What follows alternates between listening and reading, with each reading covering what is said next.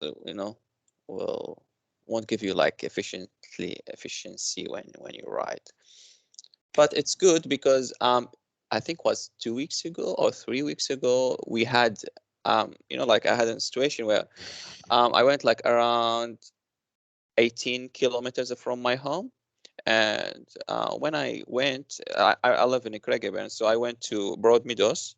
And when I went there, it starts raining, you know, and it was like a night. So I get back home using like that bike. It was, you know, like it helped me a lot because, you know, I went into, um, you know, like not I mean muddy areas when like you had to, Mhm.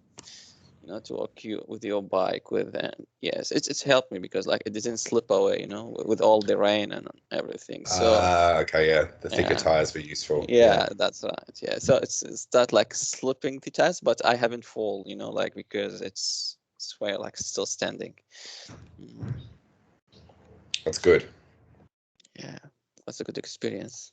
Well, I went back home wetty and, you know, like getting back from the sea, but you know, anyway, yeah, it's a good experience.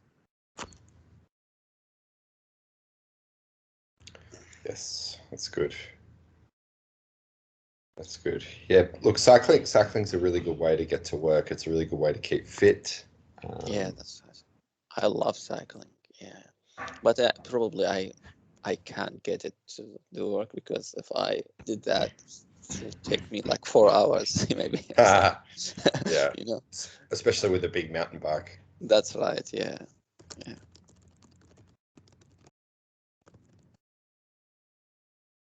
It's really nice here. Like the roads, it's designed to for bicycles as well. You know, and Hmm. it won't be like in any kind of accident or something. Hopefully, Hopefully not. yeah.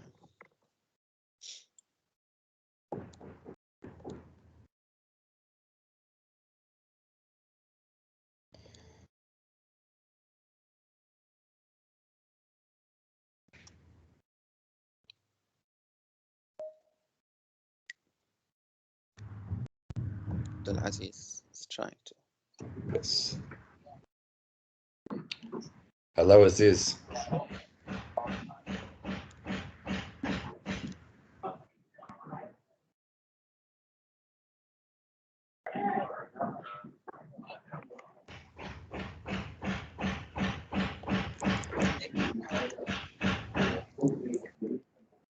Hey, Abdul Aziz.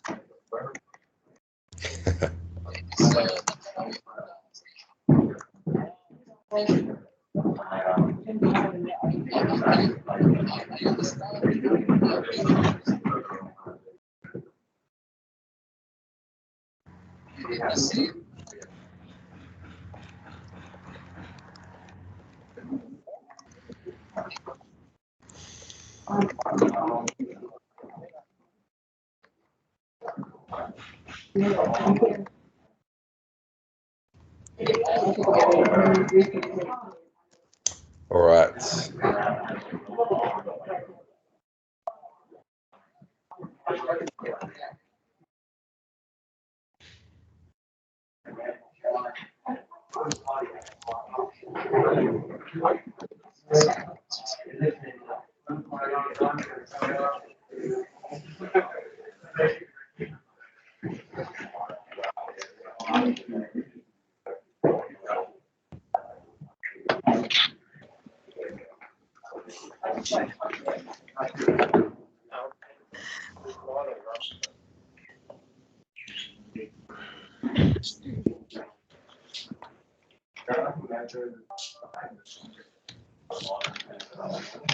So, who did something exciting over the weekend?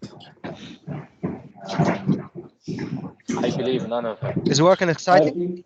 I'm working right now, and I think it's exciting. Okay. Are you working for 12 hours for the weekend? Uh, no. Okay, you win. You win. Well done. Okay. Congratulations. Yeah, that was fun. It depends. If it depends on how you define exciting. Guys, this is sorry But to say, but it's very noisy. I don't know who is. There is background, yeah, noise in the background. Yeah. He is It's Ashley. Muhammad Saeed, I reckon. Ashley. no, no, No, me. it's Abdulaziz, I think. Right? This is the construction out of your house, I think. I'm gonna. I've moved rooms. I moved rooms. I'm actually in my bedroom. I had to move to my bedroom. I suspect it's coming from Amir because he's on site. So Amir, if you can just mute. Yeah, I'm gonna mute. Sorry guys, I can't hear anyone. Amir, I'm mute having a problem yourself. with this one. Aziz. Okay. Here we go. I muted Amir. It was Amir. Yeah. Oh, back again. He's insisting. Oh.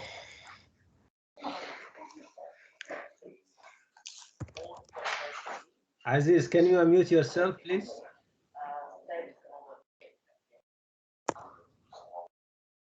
Yep, perfect. It was him. It was him. So everybody worked 12-hour shifts, did they? No. Not me. Okay. That make me unique then. Only you worked. Did anyone go to a park? Did anyone go for a walk? Did anyone ride their bicycle? Or did you just stay at home? Actually, I did. Actually, I did mowing. You know, You gardening. did, sorry? Oh, you did gardening, mowing. Yeah. Nice. That's good. That's a for good. a few hours. Yeah, it is a good for exercise. Yeah. Yes, it is. It is, and good weather for mowing too. Yeah. Yes. Because it was sunny. Yeah, very good. I went to Good. Macedon, Mountain. You went to Mount Macedon. Yeah, it was amazing there. Amazing, Nice. literally. The Yeah. weather is like was 13, 14, but you know, not windy, not blowy. Yeah. And you could feel it like you can sit and light up the fire and literally you won't feel cold at all. Beautiful. Sounds great. I'm jealous. Cool. All right. So did you receive an email from Adam or Joel with the lesson? No. Now something No, I have received. Now something came, yeah. Yeah, we have got an email from Joel. Yeah. Cool. It should say Epic 6.1. Yep, that's one. Cool. This So is that's the the one lesson. which we received on Friday from your side. yeah, and the Friday Ah. as well. The same one. Good. Yes, that's good. Okay. Well, now you have 2 copies.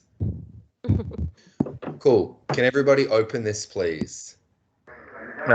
So some of us maybe not received. I didn't receive anything. Okay. Who's this? I'll just send you my email ID if you can proceed to me or send it. Sure. Sure. Yes. No problem. Just give me your email. Yeah. It's actually on the Teams invitation email. Oh, okay. All right. Cool. No worries. Sorry, Yes. I didn't read that. Okay. All right. No worries. I'll just follow the team. Okay. Thank you. No problem. So when you receive a Teams invitation or an email, please just open the attachment and save the attachment, because often we will include the lesson material in the email or in the Teams invitation. Yeah, because we don't. I can't send you an attachment on this. It's very annoying, but I can't. Unfortunately, there's nothing I can really do, and we don't have access to Canvas yet. I'm not sure why it's taking a long time for Swinburne to enroll you into Canvas. Anyway, regardless, we've got the materials, so that's great.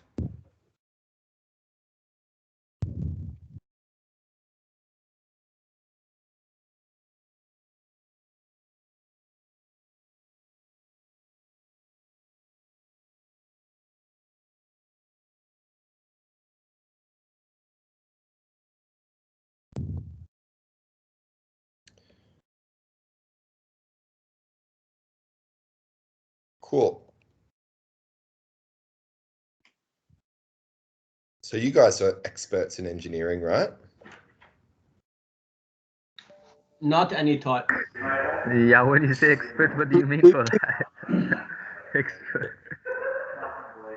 Yes. So what do you guys think might be happening in this picture? So it's about I saw that in what Dubai. degassing. Yes, yes. Gas Gas? explosion. Yep. A gas explosion. Okay. So, yeah. Include oxide, the water. Maybe. It's the CO2. CH4 as well. Mm-hmm. CH4 methane to reduce the CH4 in the water. Mm-hmm. Actually, Okay, so we actually received this one as a Word document with your invitation. Yep. So, I know that. Yeah. So it's the same one. So we know what's this.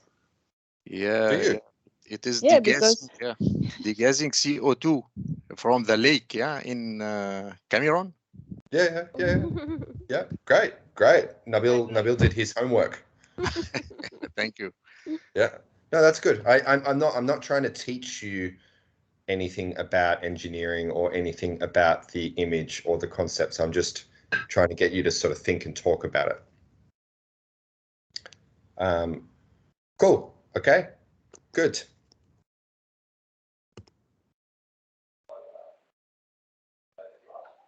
So as we know from the sheet,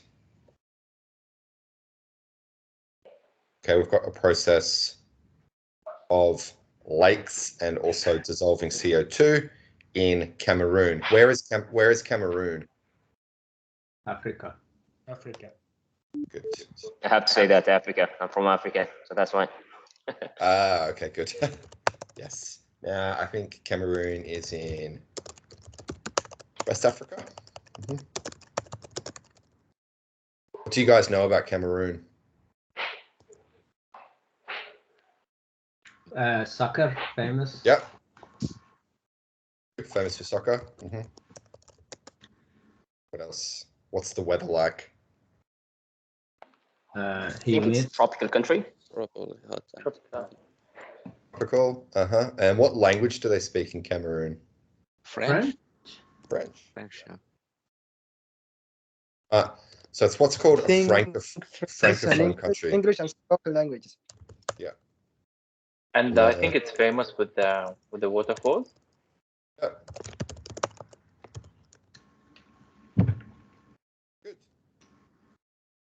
Good. You are well-researched students. All right. Cool. So the context of this reading lesson is in Cameroon. Okay. Good. All right, let's move into the reading. So what I want you guys to do, please, is read this text once. We did. You did. Good. You can read it again. And then when you read the text, what I want you to do is use your reading skills or maybe any prior knowledge you have on the topic. And I think you guys will have some prior knowledge on this topic because you have already provided some fairly sophisticated responses.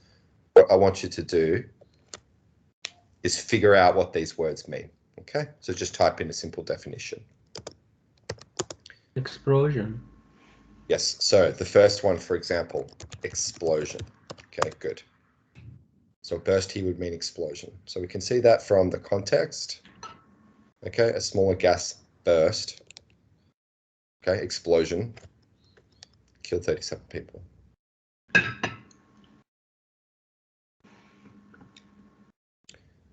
Can we also say that it means release or also? I think release. It's more than release, yeah. Yes, release is a friendly explosion. Yeah. So in a controlled, calm way, if something is released, whereas an explosion is usually more of a catastrophe or more dangerous. And this happened sudden or unanticipated way? Unanticipated, yeah, or unexpected. Yeah. So, actually, I just want to ask you about the the way how to do the reading maybe more efficiently, should we first go through the the words and highlight them if we know what they are, and then go back to the reading, or vice versa? Which one is much better? It's up to you. So like the reason why we have chosen these words is because we think these are key words. So when you read for detail or when you skim read, reading for detail is when you want more precise information, and when you skim read, that's when you are reading quickly for keywords. So this activity is it's a skim read because you're looking at the keywords and then you are defining what the keywords are. Cool. Okay, I'll give you guys maybe 5 or 6 minutes to do that activity. Okay. So to read or to do the activity? To read the text and then do the vocabulary activity. Okay. I'll put the instructions in the chat just to make it clear. Thank you.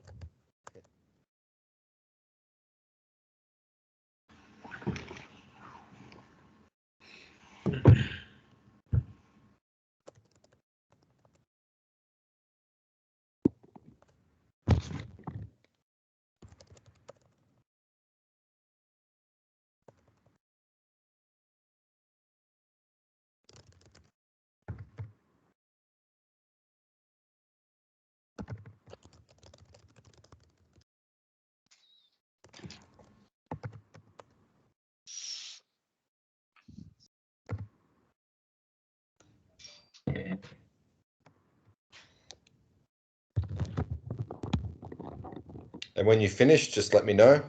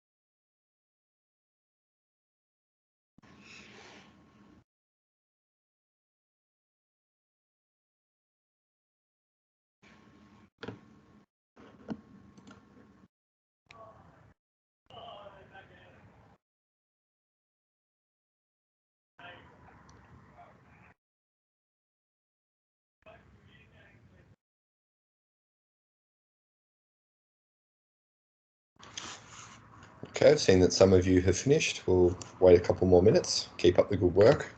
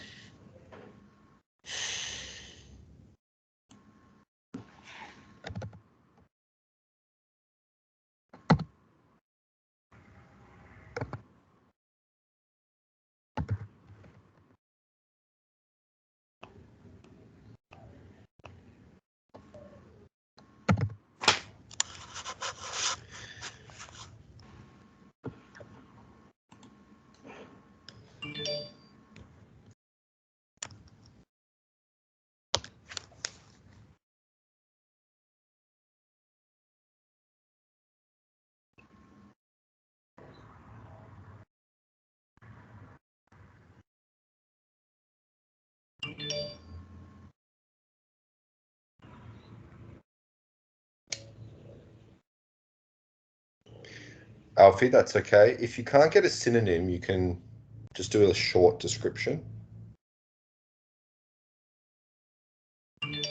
So synonyms are good for paraphrasing and for widening and extending our vocabulary. But you don't always have to use synonyms to explain what a word means. You can just literally explain what it means.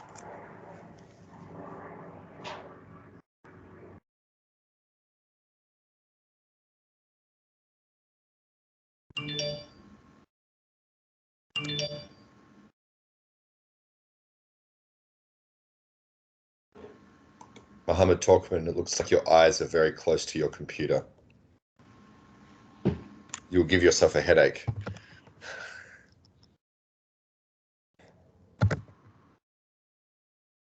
It's because my computer is mini computer.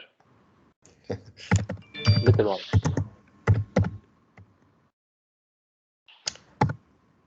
Cool. All right, guys.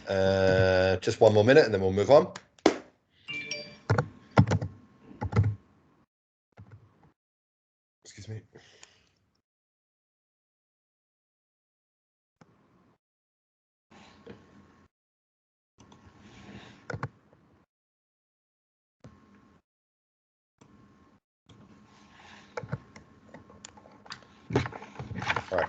Good stuff, team.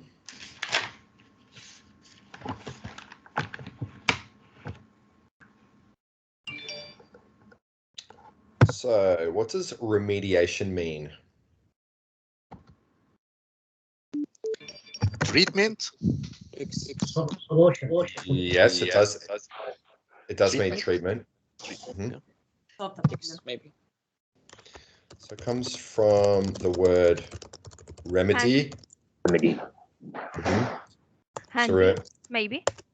Yep. So yeah, it's all of those things. So treatment, and it can also, and it comes from the word remedy, which means to solve a problem. Yeah. Add a solution. Good. Ash, can we use remedy in cases or situation that means medication as well, or we can't? Yes. Yes. So you can use a remedy for usually not in a medical situation, but like if you are treating yourself at home, then we would use something. For example, they say, lemon and ginger tea is a remedy for cold. So it's usually, a remedy is usually less scientific, but remediation is more scientific. If that. There's a word as well for the home remedy. Home remedy, for example. Yeah, exactly. Like a home remedy would be something that probably doesn't have a lot of scientific research supporting it, but it makes people feel comfortable and safe. Kind of like lemon and ginger tea for flus and colds. Okay, good. What about an accumulation? Stack Very up. good. Yeah. Jam. Gathering? Build up, gathering, collection. Yep. Stack up, etc. Okay, good. And abundant. Prohibit. Much. Plenty or many? Separate. Yes. 20. Yeah. Variety. Basically, Plentiful. yep. Adjective that means plenty. Okay. Yeah, plenty. Geological. Earth science. Natural. Yep. Okay, good. Relates to the earth and rock.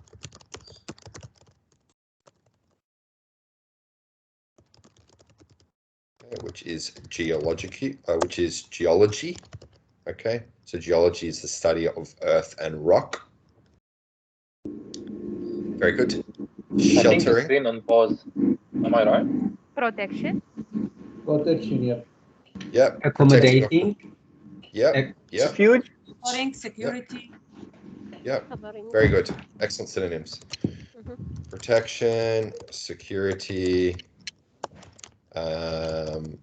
But should we focus on the exact meaning within the task? Yes. Or just general? I mean, within the task, I think in this context means accommodating or allocating or Containing the volcano. Yeah, so in most of Cameroon's crater lakes, sheltering from the wind and great depth help create stable stratification. I think it means protecting. I think it means protection here mostly. Yeah. Yeah. So you can it's better to describe or define the words in terms of the context within the text. But it's also useful for you if they are new words to think about what they mean in other contexts as well. So in both scenarios is good. Okay. All right. Alfie, what's a monsoon? Yeah, I couldn't find the right answer for it, but I think it's a season. It's a rain season. It's rainy monsoon. Season. Yep, good. Monsoon season is the rain season. Or Wet season. the wind that blows in a certain seasons? Yeah, there's definitely a wind element as well. Seasonal wine. Yeah. So it's basically just the wet or rainy season in tropical areas, right? Such as Cameroon.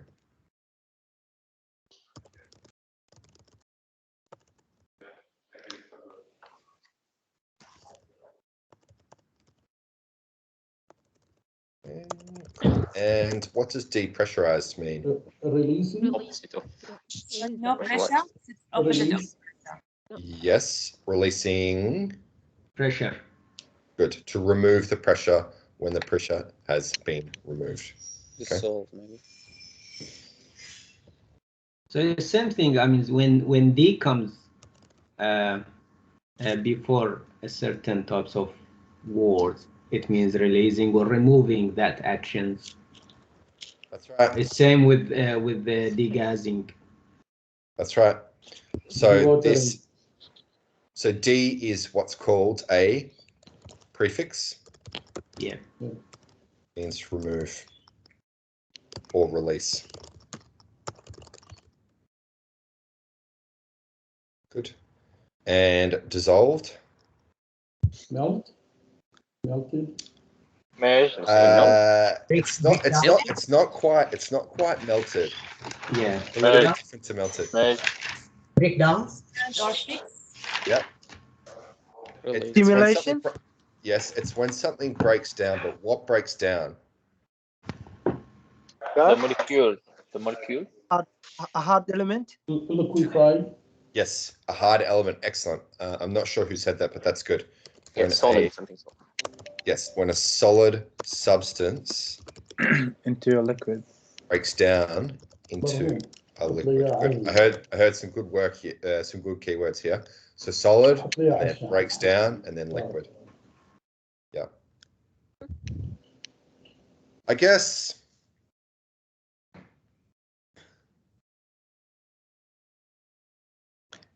Actually, isn't it dissolved? It's like the sugar when you dissolve it in the water. Yeah, that's right. So the sugar comes into the water. So we can say merge. It's more than melt. It's more than melt because. Sorry, I mean merge. Merge. Merge is good. Yep. Merge is good. Yep. Because when Actually, something melts. Can we? Yep, I'm listening. Actually, can we use assimilation for this? You can use assimilate. However, assimilate is often more of a term used for people. So when people assimilate into another society or into another country, like you guys have, they become part of a new place. So it's often got assimilate's often got a political or socio-cultural sort of definition to it. But in terms of what the word assimilate actually means, yes, you can. Now, So degassing. integrating, like simulating and as integrating, actually. Yes, yes. Same as integrating. Exactly right. Very good. You guys have got good vocabulary. Now, degassing. This is a little easier. Removing gas. Excessive gas. Yeah. Yeah. Removing gas. Okay, that's right. Awesome. Any questions, guys?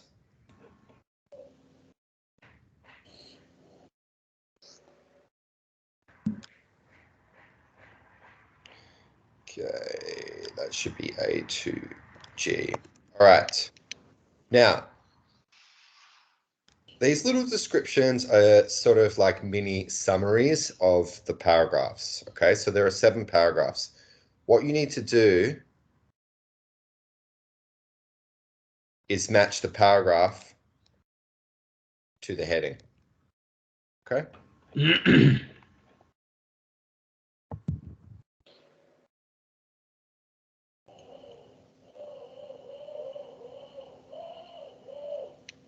So these are the sorts. Sorry, Ashley. Yep. In terms of number 7, it says how trapped gas is removed. Is the question related to the man-made process, which is degassing, or to the natural process? I think how gas is removed is in here. So if you find that word, then you should be able. Yeah, you should be able to find you should be able to find the answer. Degassing.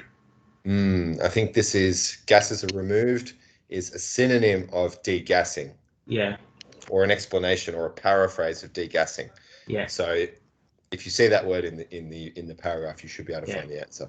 All right. So another question is, can we use can any of those questions might be located within, more than one question related to one paragraph? No, one paragraph per sentence. Okay. So you need to find the best answer. Okay. Yeah.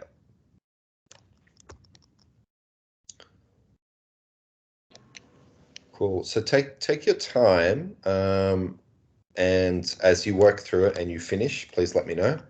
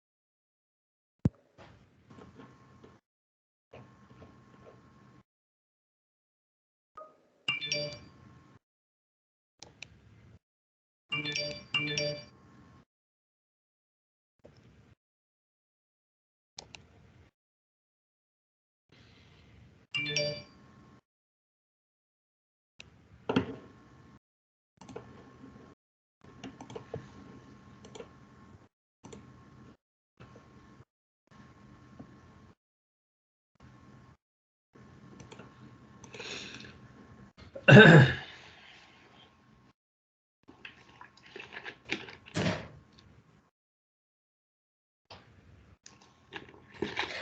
right, guys, maybe one more minute.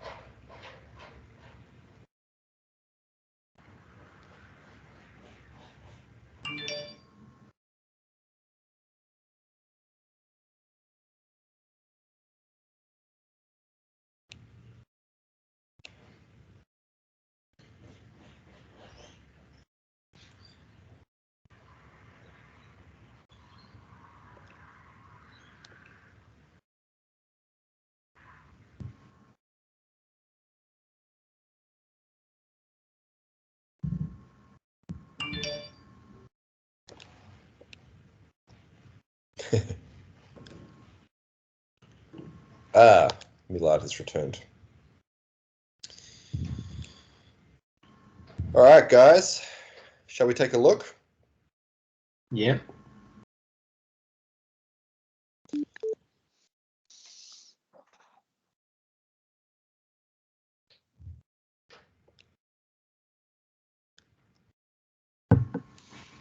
Okay, so the first signs of a gas burst. What do you think? Paragraph D? I think paragraph D as well. Yeah. Gas bubble, yeah? Mhm. All right, let's make this blue. Yep. So the exact answer is D, and this start from the exact trigger for a gas burst is unknown. I think that's excellent because trigger. What does trigger mean? It's something that start Machine gun. Start something. That's right. That's all. That's what trigger means. Something that starts something.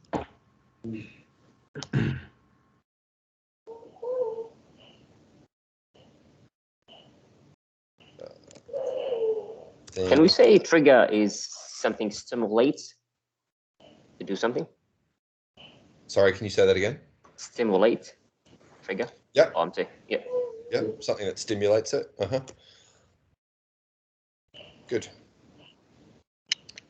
So yes, I guess the first actual process perhaps is the bubbles, but the real key word there was trigger, because that's the beginning of something. Well done. Cool. Okay, so examples of attempts to repopulate lands. F. Paragraph G? F. F. I think F. I've heard two answers, F or G. F. G as well. F. Yeah, because they're talking about And the it's plan. And the answer is the last sentence in paragraph F and say today this small lake is completely degassed and safe for the surrounding populations. Yes, but does safe for the surrounding populations mean the same as repopulate? No, I think it's G. Actually, agree with G. I think G. Yep, G. So yes, you've seen the word populations, but what does repopulate mean? So the survivor relocated. I think. Yeah. So it means relocate. Oh yeah, it's G, and it's also it's moving back. Also means that's right, and building up population. Yeah, I think correct. it's G, and it's like on the last paragraph. It says there is no relocation of survivors around Lake Monon, but the population around the lake has increased in recent years. That's right. Okay, but the population has increased. Okay. Yeah. Okay, so G. So the population is coming back. That's what repopulate means. Yeah. Good. All right. And number 3, factors that make a gas burst more likely in Cameroon. Paragraph B. B. D. B. B. Paragraph B, yeah. Let's see. Okay, so the answers so far have been B, C, and D. B. I agree with C actually. See, me too, yeah. Talking about temperature. Yeah, conditions Well, that it's Conditions, yes. conditions that are required for gas release. yeah. It says the 3 conditions are necessary. Yep. Okay. B. Increasing. So factors that make a gas burst more likely. Okay. Include the weakening and strength of stratification. So we've got those factors. It's I think in the second paragraph it says this monsoon season occurs in August in Cameroon. No. Yeah, it's on C. The second sentence. August in Cameroon and may explain why both Nile and started in August. Yeah.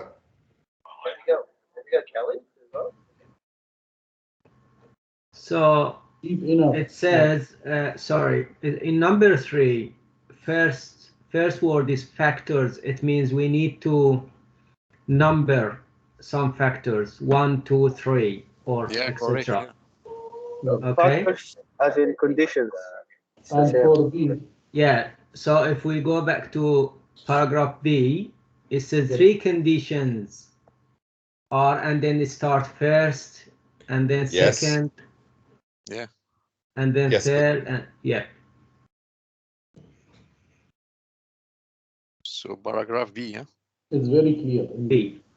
Sorry, it's not specifically for Cameroon. Now in paragraph C, he said Cameroon, which is the So I think the reason why C is the best answer is because it's linking the factors to Cameroon to more specific instances. So such as these events here. Yeah. So it's a more specific connection between the conditions and the factors. I agree. Sorry, I agree with you. The factors are described and the conditions are described in paragraph B, but they are linked to events that are more specific in paragraph C. That's remind me of tricky questions in IELTS test. That's because these lessons build your IELTS scores to a very high score. Yeah, okay. Which is So what IELTS does is it tries to trick students. It tries to get students to sort of put in the wrong answer because it might not have the exact synonym or it might not have the exact link. But I think there is a close enough link there. Anyway, that's good. What this is showing is that you guys are really critically engaging with the text, which is excellent. All right. Number 4, I think this is a little bit simpler. Yes, the size of land affected by a gas burst. Paragraph A. Yes. A. Okay, where is the size of land? 26 kilometers away. Yeah. Yeah. From the lake, yeah. Yeah. So expanding 26 kilometers. Yeah. And releasing up to 1 kilometer cubed.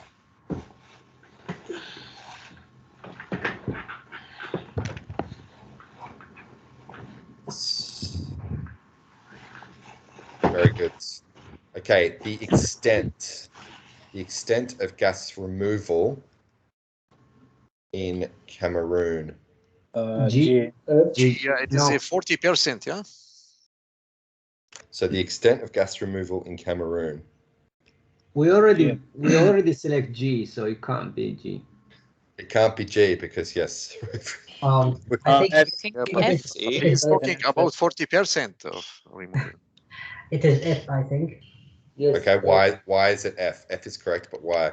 Because he said the small scale first, but then he said continuously, you know, the In addition to removing the gas currently in the lakes. Good. Okay, so we've got the word degassing. I know degassing is mentioned a couple of times, but it's a good clue that it could be here. Okay. To drive the pumping operation without any external power source. Such a plan was first tested on a small scale. Okay. And continuous. Yes, and continuous degassing began. Yeah. he's talking about future and you know, Yeah. future gas buildups here. Yeah. And then it's also talking about today. So we're talking about the range over time. Okay, which is how we use the word extent. Tricky. Yes. Okay, question 6. The factors required for gas to build up. Now here there is no Cameroon, so it's B. It's B. Okay, good. Very good. And what are some of those factors?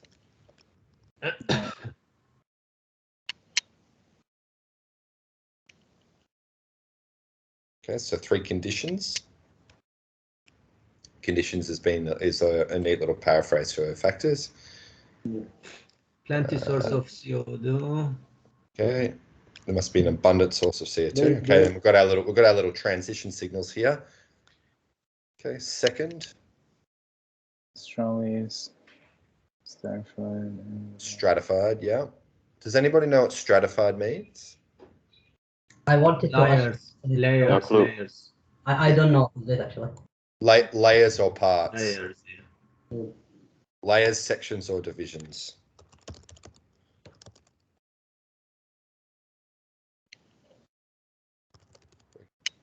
Third, the lake must be deep enough. Okay, so we've got our little sequence there. All right, and what have we got left? E. E. Paragraph E, yeah. Okay. How trapped gas is removed. Paragraph E. Okay. So where's the best description here? Tell me. For what? Sorry. Where in this paragraph can we see how gas is removed? It starts from the procedure involves pumping of gas rich. So it's the picture on the Remediation. No, the second sentence, the procedure involves, then from there on. Yeah, I would say that sentence summarizes those sort of 3 sentences there. Okay, good. The procedure. All right. Any questions, guys?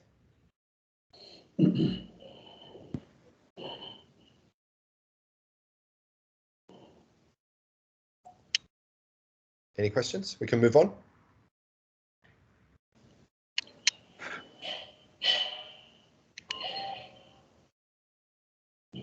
All right.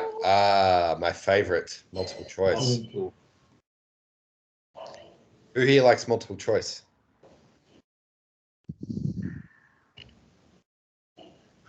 Not always. Okay. Good. Thank you for your honest answer. Now, Rahim, the multiple choice will try to trick you. Yeah, that's right. and for all of you, it will try to trick you. So you need to read the question really carefully. Yeah. Okay? Number one is D. Up to.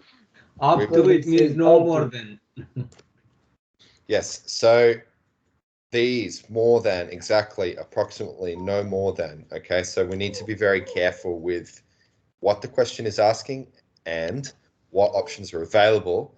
So a little tip, if you are confused, what you can do is you can really link back the question to the text and then ask yourself this question: can I see the choice in the text? Can I see the choice in the text?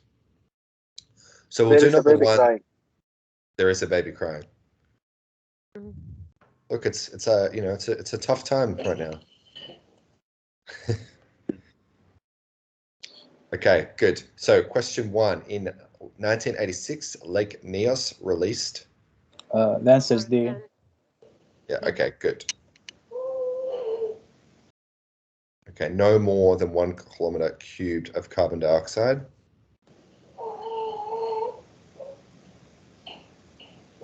Okay, that's because we have It's up to. Yeah. So up to means it cannot be any more than that. So no more than means the same as up to. Okay. So the question really relies on you being able to find another word or a synonym or a paraphrase for that. Okay.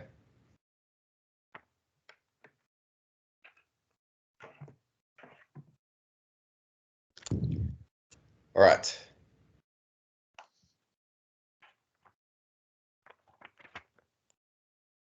Well, guys, can you please do 2 through to 8, and then we will check together.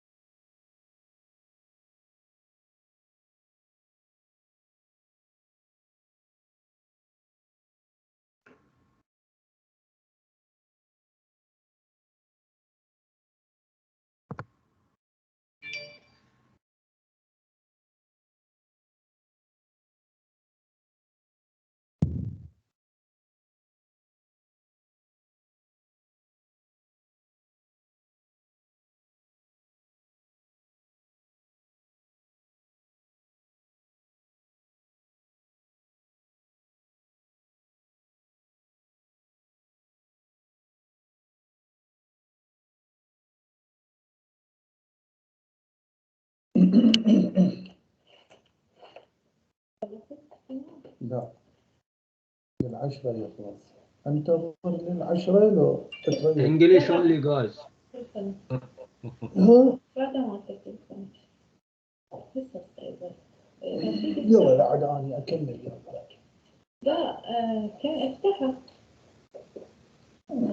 Mustafa, we can hear you.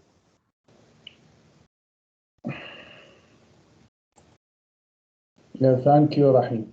Thank you.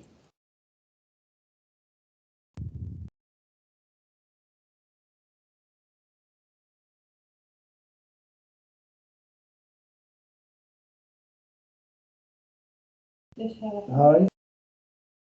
Yes.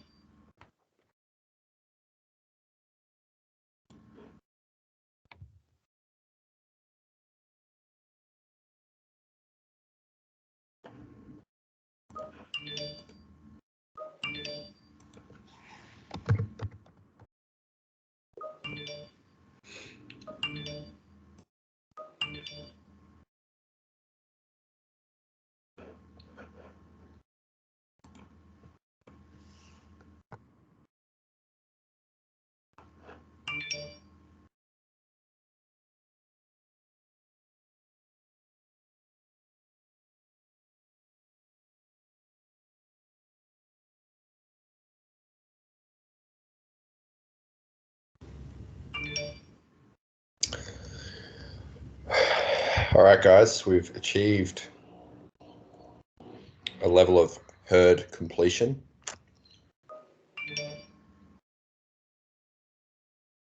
What do you think I mean by herd completion?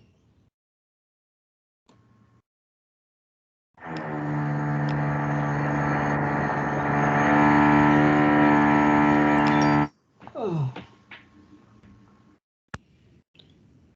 So, herd immunity,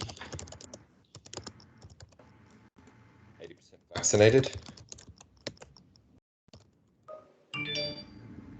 Herd completion,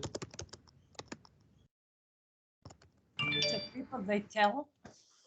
All right. 80% complete.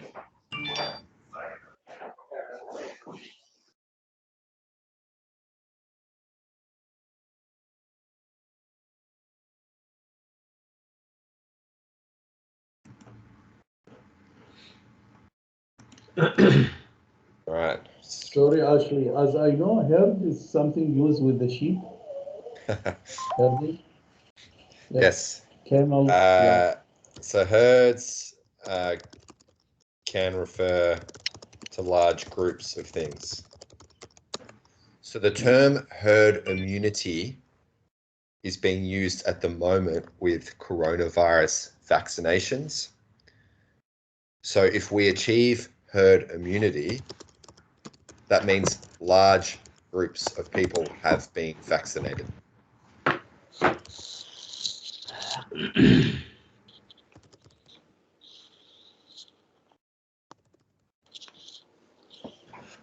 Either large groups have either had the virus or have been vaccinated. And that's how you make a disease move from a pandemic to endemic. So that's the process we are in now, which is obviously taking a long time. Actually, is that also included because people been taking that decision because a lot of people in doing that? So I won't have my own decision because I don't know what is right or wrong, and I will do as 80% of people are doing. So is that coming from that as well, or just because it's 80% being managed? 80% is it's a target. It's a target of injections administered. It doesn't refer to people's views or people's beliefs. It doesn't consider that. So just as a result, as out. Yeah, but yeah, I mean, if you have any questions about the vaccines or the vaccination process or the vaccination rollout, talk to people within your workforce, talk to people within your family and community, and obviously talk to your doctor. That's right. Yeah. But like this word, sometimes when I hear it in the news, it took me. It's like we should do that. It's not took me as like taking me as it is. It's an outcome and it's the right way all the time. That's my understanding when I hear it, because this word is giving me, as Mustafa said, sheep. Like they are having one data and they don't think. They are not thinking. Yeah. So the herd just refers to a herd is usually a large group of animals, but here it's talking about a large group of humans. Yeah. sorry, Ashley. In Arabic we say مناعة القطيع. Maybe this is the meaning. Yeah.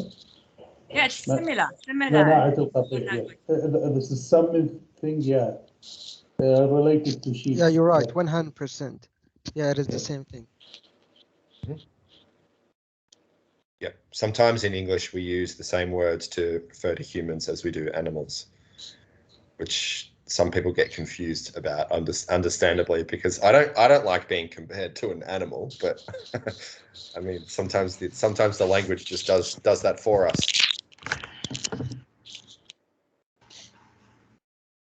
It's okay. You are not animals. I think sometimes comes from some theory, like maybe Darwin's theory. Probably it probably comes from I don't know. It might even come from many thousands of years ago when people did have sort of big herds of animals, and that was like the way they lived their lives. Obviously, our lives have changed significantly now. Like we all live in the city, so it's like an old concept being used to talk about a very contemporary problem, which is vaccination. All right. Cool. How did you go with the multiple choice? Easy. Ooh, very confident.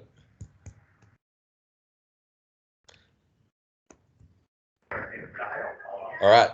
What do you think about number 2? What about number 1? Oh, we did number 1. Okay. Yes, we did. Yes, we did number 1. Number C? C? C. Number C, I C. think. Number C or letter C? Let us see. Okay, good. So when water is stratified in a lake, it means that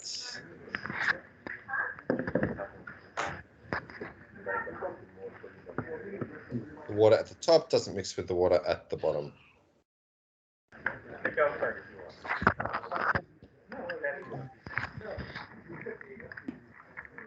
Yeah, it gives a brief description for stratification.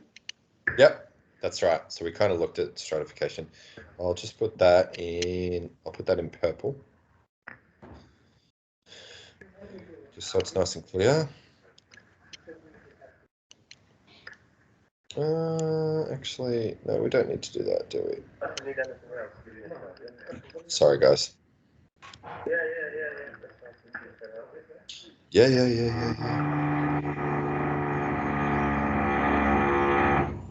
Cool. And question 3, factors which influence stratification are? See all of these. Yep. D. Yep. I think D. Okay. What about A? Yep. C. Yeah, but what about B and C? So all of these. Yep. Okay, so I we've got checked. monsoon. We've got monsoon. Okay.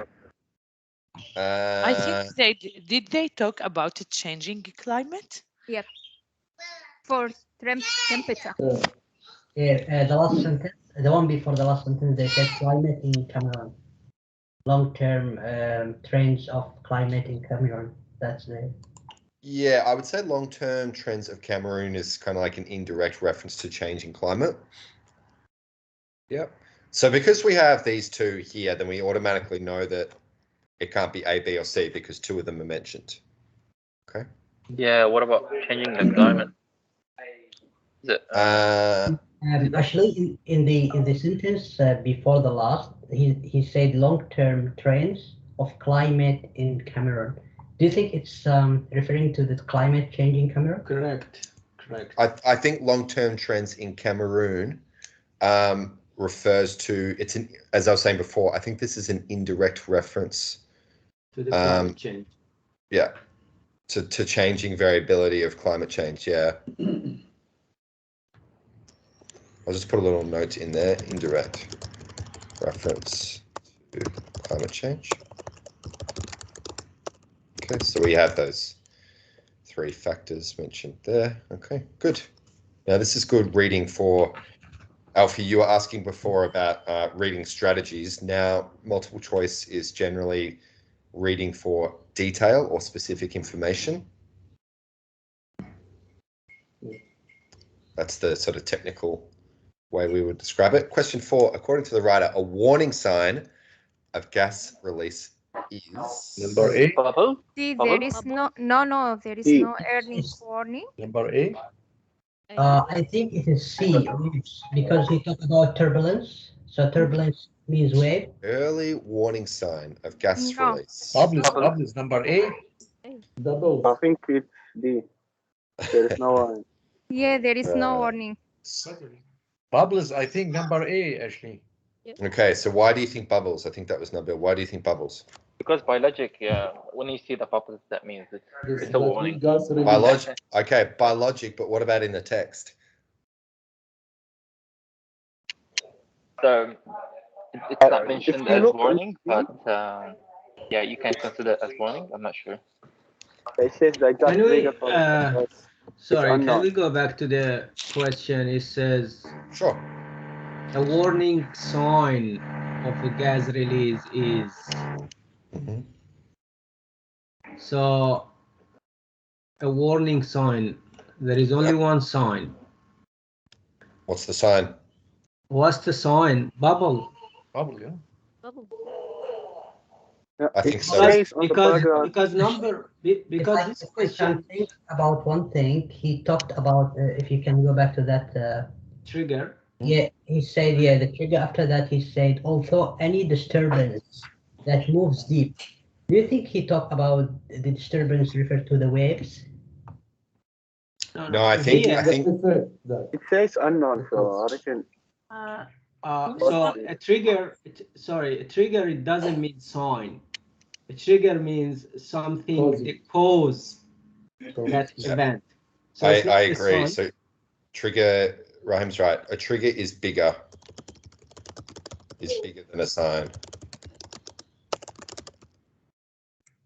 When we control F and write bubble, and you will see it's talking once bubbles are formed in the lake, they rise rapidly and drag.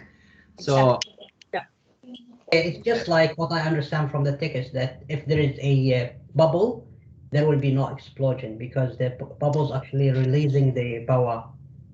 Yes, the but gas I underneath. think I agree, but I think what the text is saying is that when bubbles begin to form, we know that there could be a trigger later, or there could be something bigger later. Yeah. It's like the start of the process. Yes, that's why I chose bubbles. All right, good. I like how you guys enjoy having vibrant discussions about the answers. It's good. Question 5. According to the writer, remediation must. Number C. Prevent disaster. So C. You see? Interesting. We've got some answers with A, some answers with C. Okay. It's C. I think it is C because they mentioned that before the disaster. Yes. So what does before mean?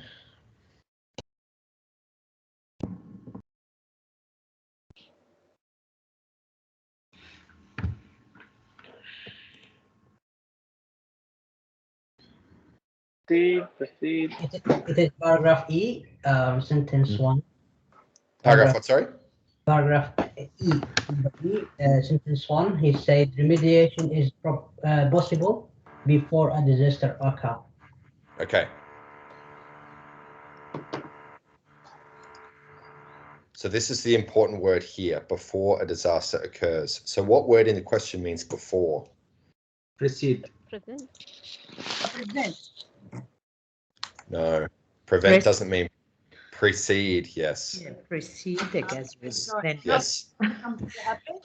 Yeah. So the gas release here is the disaster.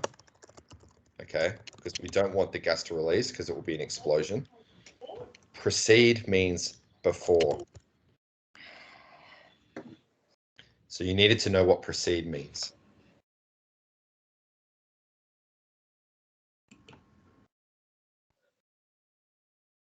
Remediation obviously prevents a disaster. That's what it means. It's not really the process that's involved before. Okay. Sorry, I Sure. just want to ask you. I just want to ask you about proceed. Can you please give me like more examples how to use proceed more? Like, can I say like before going home instead of saying before going home, preceding going home? I don't think so. That would be applicable to it. You could say preceding going home. Yeah. Oh, really? Yeah. Okay, cool. Yeah. I think opposite to post, actually. Exactly. Yep. Because pre is the prefix meaning before, and post is the prefix meaning after. So proceed after. Precede before. Thanks. You're welcome. All right. Question 6. This is quite a difficult lesson, I've decided. Question 6. The energy released by the gas. Sorry, I've lost my sheet. The energy released by the gas release was C. Highly powerful. So it was sufficient. It means powerful enough. Powerful enough, yeah. So it's But we can't see enough here. So good enough, still we can't see good enough here. So what you Somewhat think- powerful. It's like weak. I think D. Doesn't seem to be somewhat. Seems to be like highly powerful.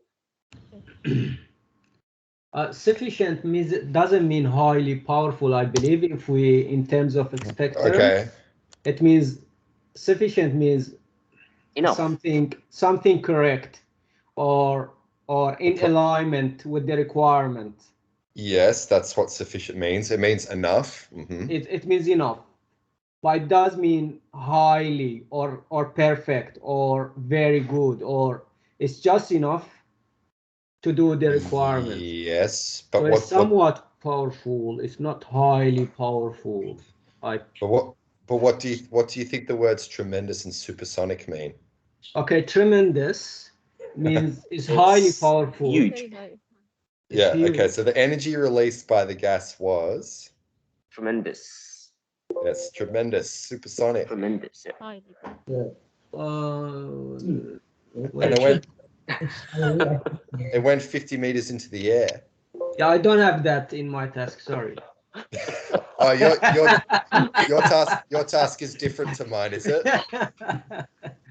Somebody delete that one. Okay. So these adjectives mean highly powerful. Yeah. Okay. Very good.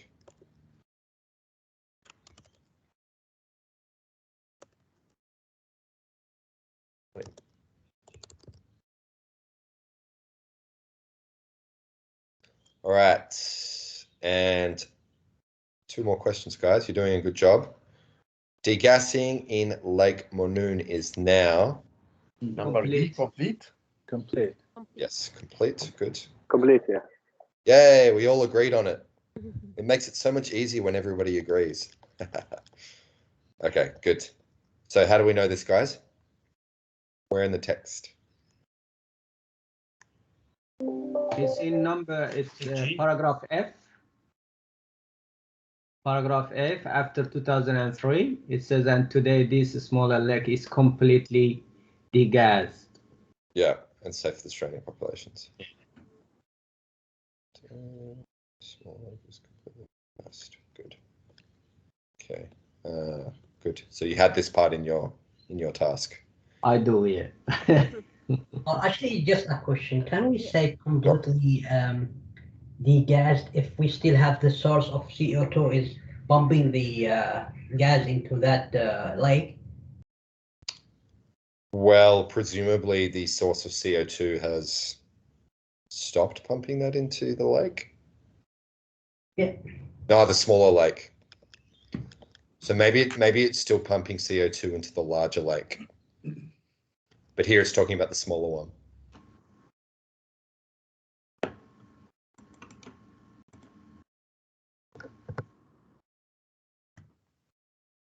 All right.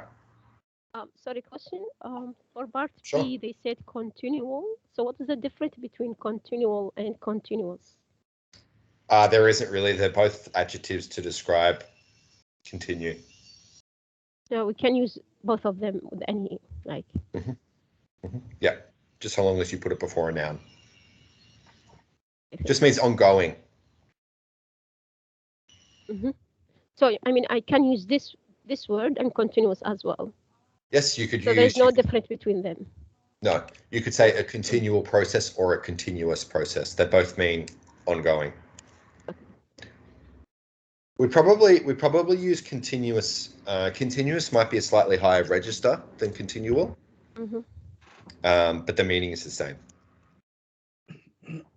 Thanks. You're welcome. Question 8. According to the text, the area around Lake Neos. Number A. A. A. A. B. B. maybe. Mostly. It's Has possible been to say. somewhat populated. C has been entirely repopulated. Entirely. Entirely. Not entirely, no. Somewhat repopulated. Yes. Okay, let's have a look. Because they say yearly increase. Maybe I agree with the D because there is Yeah, me no implication. They are just the people by themselves going there. It's not safe yet. And They they said increase the every year. relocation has not been done. So it's just the people themselves are going back because they been refugees for generations, and now they just went back by themselves. I think repopulate is something that the government is doing, or a procedure that the government is doing. Well, if it is just people going there by themselves and there is no certain number, But they say. I think, sorry, I think it's A. I do have this part of the task in my part, but it says relocation is occurred. So, but, and then it continue by saying, however, in part, because these people have now been refuged from their homes for over a generation, they are moving back into the vacated regions. So I think it's somewhat in part, not, yeah. So as Alfie mentioned, the number is not specific. Some people have moved back, but we don't know how many. But it says, in part, so it's somewhat repopulated, not entire, not mostly. No, we certainly can't say mostly or entirely because we don't have this. We don't have the information to support that. So that's why impossible. But it's repopulated, right? To a certain extent. I think we have enough evidence to say somewhat because some people have moved back. Somewhat is a safe answer because it doesn't have a number that we can refer back to, whereas mostly and entirely would have a number we can refer back to. I think we've got too much information to choose D, so I think A is the best answer. Cool. Okay, so how are we going? We've got 19 minutes. All right, guys, word forms. Have you guys done a word form activity recently? Since IELTS test. Not since IELTS test. Yeah. Good. So this will bring back good memories, right? Sorry, Okay. actually, what time is the coffee break? The coffee break is in 18 minutes. Yes. Okay, thank you. Can you wait 18 minutes? Thank you very much. No choice, mate. Well. Okay, we do this. Well, that's right. I mean, you're not in a physical classroom, so I can't control your movements. But yes, if you hang in there, that would be great. All right, guys. So what we need to do is we need to put the word on the right into the gap on the left, but it needs to be in the correct form. So let's do the first one together. As mentioned above, the third lake in the world known to contain dangerous Concentration. Singular or plural form. Concentration. Concentration. Concentration. Plural. Should be Yes. plural. This is a giant lake. Yeah. Okay, so we generally use, yes, so for uncountable mass nouns, we use the plural form. Sorry, why it's plural? Because for mass nouns,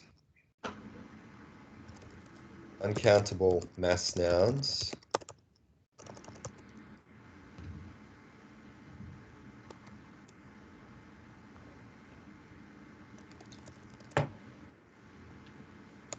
use the plural form.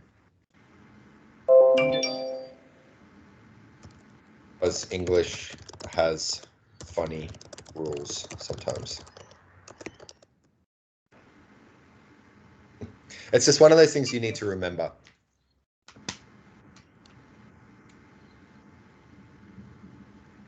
Cool. All right, guys. I'll give you, I mean, just let me know when you've finished, but 5 or 6 minutes probably.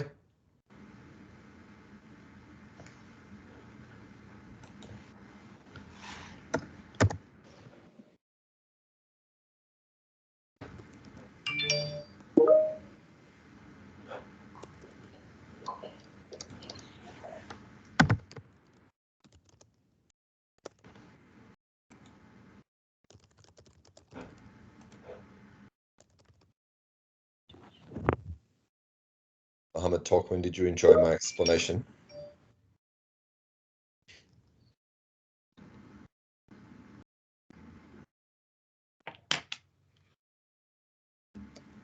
So that would be it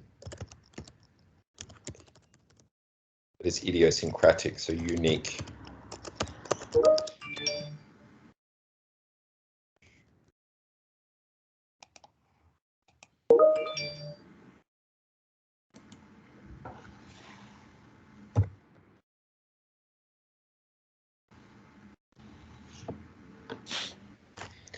I think the construction workers near my house are on their second coffee break. I think they've had three coffee breaks already. So I might move back to where I normally do my work.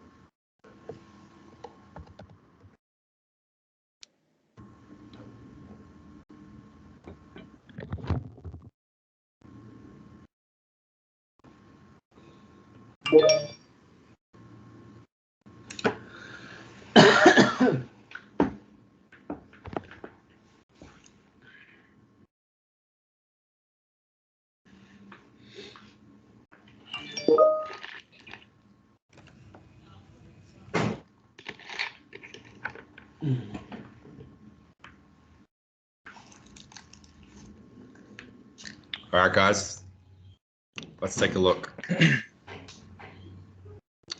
Number 2, the giant. Sorry, this is a giant lake. Containing. Containing. Contains. Containing. Contains. No, Containing. ing. Containing is containing. But Containing. Yes, so the action of containing. sorry, Ash. Sorry, couldn't be contains? What is the difference if I said like contains? It's not a verb So- in this sentence. It is a Yes. singular. Because Say that again, please.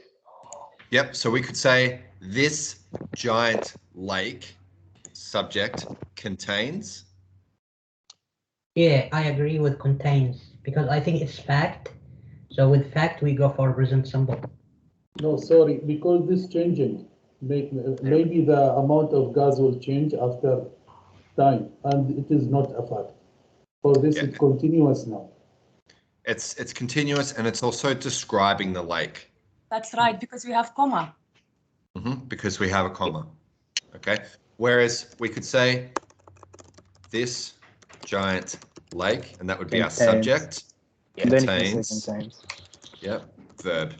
So that's what the structure would be. However, we've got this is, and is a verb. Yeah.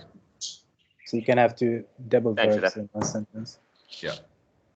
So, So it's just it's like which is. What you mean here, which is, right? yes. The lake Yes. which is, Yep. okay. So that would be a relative pronoun, but we haven't got the relative pronoun here. Instead, we've used the noun instead. But sometimes we use it in the beginning of the sentence to make it like more. Like for instance, we can say containing 1,000 times more CO2.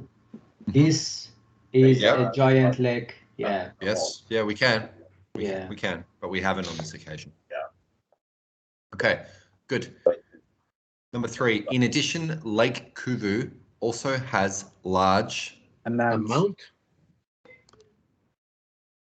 amounts. Yeah. Yes. Yeah, amount. We could use Amount. amount. We could use amount with no s if there was an article. If Before there was an large. indefinite yes. If we said has a large amount, singular, but we don't have that article, so we need to use the plural form. Okay. Amounts. Same as concentration. Okay. Cool. Of methane gas dissolved along with the CO2. The situation at Lake Kivu is also different because there are Nearby. Nearby.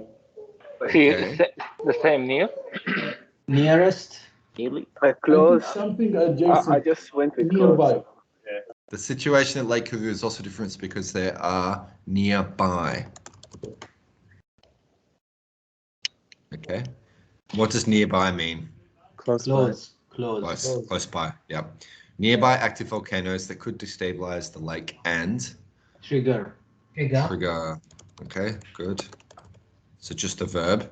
Well done. There are actually volcanic vents that form seamounts on the bottom of the lake. So it is just a matter of time before this bomb Explodes. Explodes. Good. All right. To Sorry, compound the problem. sorry. Yep. Why not explode without X? It's a singular. Because yes, because the subject needs to agree. Explodes. Bomb explodes. Bomb explodes. Yes, these bombs explode. This bomb explodes. Okay. Yeah, so that's called subject-verb agreement. Subject-verb agreement. Oh, cool. Okay. I remember that from your previous studies.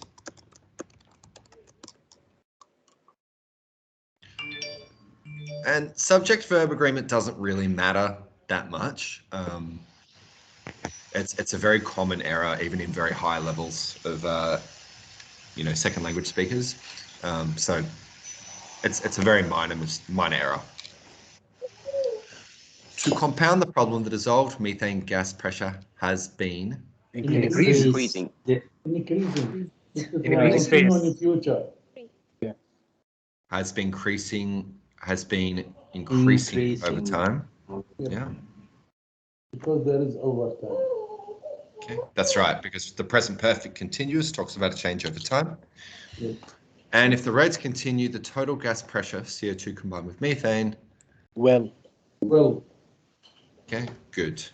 Will. In the future. Yes, because we've changed the voice from the conditional or the past into the future. Okay. Good. We'll reach saturation and trigger gas burst in about 100 years. Although it's probably Hoping. Something opposite should be. I think hopeless. Yes. Hopeless. Why hopeless? Just a question, actually. Because should be opposite. It's probably hopeless to try. Yeah. Okay. Yep. Someone had a question. I wanted to ask the difference between will and would. Okay. We are not sure now whether it's going to be increased. We are not 100% sure. So do you think there's a difference between these two? Sorry, which section are you referring to? Oh, here. We'll reach a saturation and trigger a gas burst in about 100 years. It's just the reason we're using will is because it's the future form of would. And because we need to use the future form because we're talking about something happening 100 years in the future. Why we can't put may? Because may is about chance and there is less certainty. Yeah. No, what about the logic behind if we are certain about something we said will, we will say will, and if we don't know about it in the future, we just go for would. So now we are not 100% that it's going to be saturated after 100 years. Would is conditional, so we can use would if the conditions are right. We can use will if we know it will happen in the future, and we can use may if there is a chance or there is some possibility, that it will happen. Does that help? Yeah, thank you. you. Sometimes we use could, would in the future for the future, isn't it? Yep. Not the past. Yep. So could can be the past. It's the past participle of can, but we can also use it to talk about possibilities in the future. But in this sentence, because it's mentioned 100 years, so the date is mentioned. Yeah. That's why we have to use the future tense of would, which is will. That's right. That's exactly what about right. Would? So we would use would if it wasn't mentioned 100 years. As an if. So conditional. Or if the conditions need to be met. But because there is a time reference, but because there is a time reference to the future, need to use will. Oh, little baby's coughing. Okay, good. Let's look at number 10. And to gas the lake with the small pipes used in Neos and Monoon, and the cost would be prohibited. I think I know. Almost. Should be Almost. prohibited. Yeah, we need the adjective. So prohibited is past participle. Prohibitive. What does prohibitive? Yeah. What does yes? What does? Yes, because prohibitive is modifying or describing the cost. Okay, guys, quickly, what does prohibitive mean? It's a good term. I like this word. It's not allowed. Exactly. That's what Avoiding. That's what prohibited. Avoidable. Preventive. Not quite avoidable. Forbidden? Means inaccessible. Yeah. Inaccessible. That's not even a word. Inaccessible.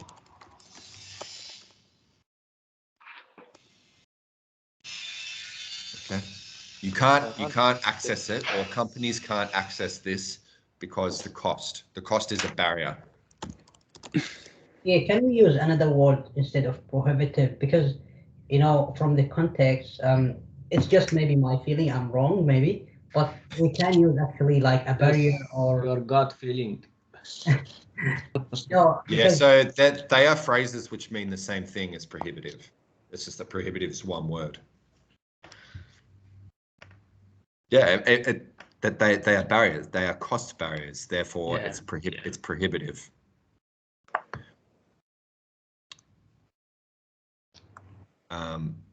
It's a commonly used adjective when talking about costs. Cost barriers. Okay, good. All right. Last one. The idea is to place offshore platforms with pipes to extract the gas, just like at Neos, but to separate the methane from the CO2 and send. Send. No, and send. With an S, yeah. Without just S. D. No S. No send. S. Okay. Okay. Good. All right. So if you would like to do these other activities for homework, you can. Okay, there's just 2 more there.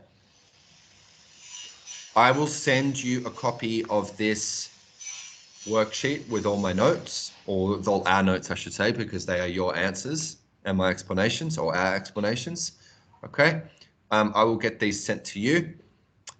Please enjoy a 15-minute break now. Thank you for your hard work. And I look forward to seeing you again on Wednesday morning. So what about after 15 minutes? Sorry. So after 15 minutes, you have Nicholas, who is your guest speaker. Yep, that's me. I'll be talking to you all in about 15 minutes' time. Yes, he's joined us. He emerged. Hi Nick, how are you? Okay, Nicholas, we'll see you in 15 minutes then. Yep. Yes, he will show you some research and library skills around and about engineering. So it'll be a very useful session. Yep. Just I have a question for you. For me. Thanks, Ashley. No worries. Thank you. Just have a question for you. Yep, I'm here. Yeah, it's better. Yep. If I want to improve, like last task, for example, adjective, and use it, how can I improve it? How can you improve word forms? Yeah. Well, there's lots of things you can do. I can point you in the direction of a range of activities if you would like. Yeah. Otherwise, it's the classic exposure to more texts as well, because then you actually see the word forms in their day-to-day use. Usually, I use Grammarly when I'm writing. It's helped me a lot. Grammarly, yeah, Grammarly's good. Yep. Yeah, it's but pretty good. I don't like to depend on it, so I like to depend on myself. Yeah. So you want to develop some confidence with word forms? Yeah. Yeah, sure. Yeah, I can send you some stuff if you'd like. But yeah, just what I would recommend is more practice, more exposure to authentic texts in spoken and audio form. Yeah. And then there are a lot of sort of online word form activities you can do as well. I'll throw a couple into the chat now. Okay.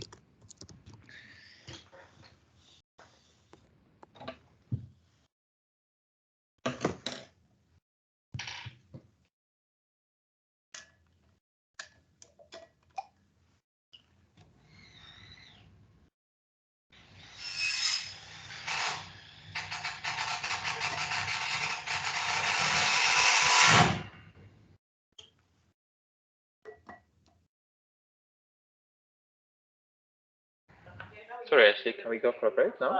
Yeah. Yes, please. Yeah. Please go on your break. Thank you. Thank you, Ashley. No problem.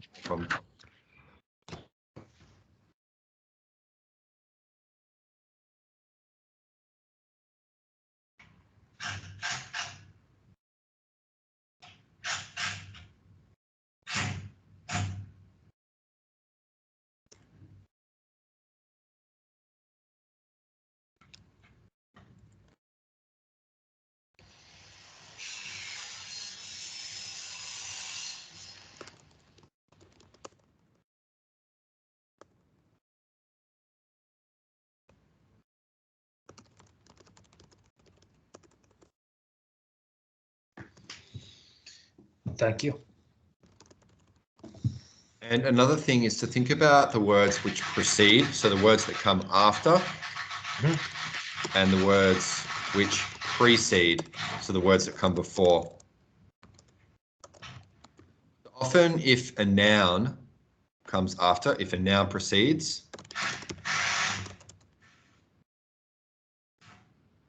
you often need an adjective because the adjectives describe nouns. Now, often if a verb precedes, we often need an adverb.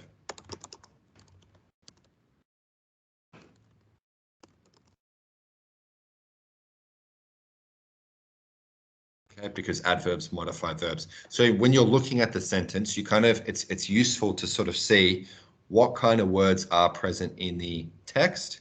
Okay? And then once you establish what kind of word form is needed, then it's about developing knowledge of different word forms. So then there are things like word form tables you can create. So what you can do is organize these into columns. So you might have the noun, then the verb, then the adjective, and the adverb. Okay. Yep. And then what you're sort of doing with that process is you're building your vocabulary knowledge, and you're also building your word form knowledge around that vocabulary. That's it. Thank you very much. No worries. But yeah, if you have any other questions, please send me an email, and I can point you to some other resources. I'm happy to share any Swinburne word form activities with you as well. Thank you very much. Bye-bye. No worries. Bye-bye.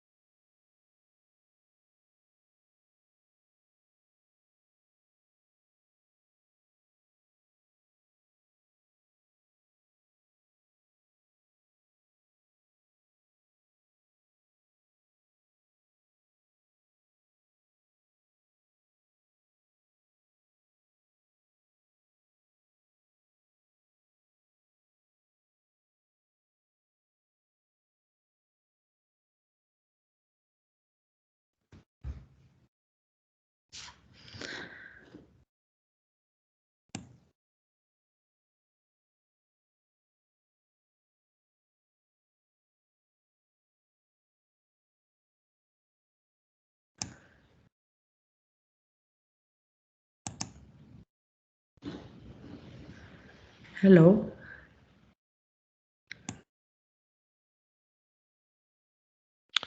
Okay, I'm just waiting another moment and then we're going to get started.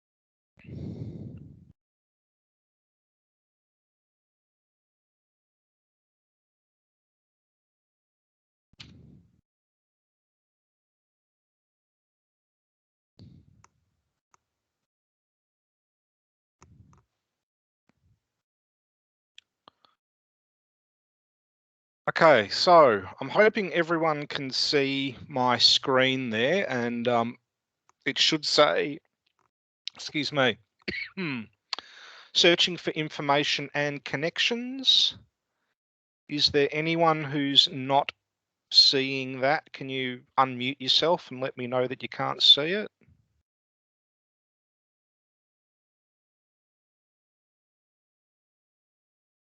Okay, it sounds like everyone's happy then.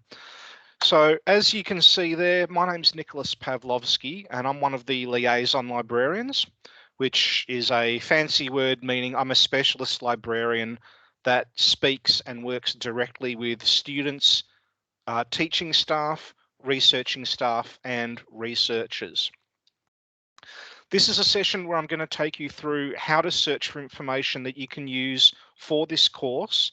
And then once you leave this course, you can take this information and use it in your jobs, use it for your own interest, use it for your own hobbies even.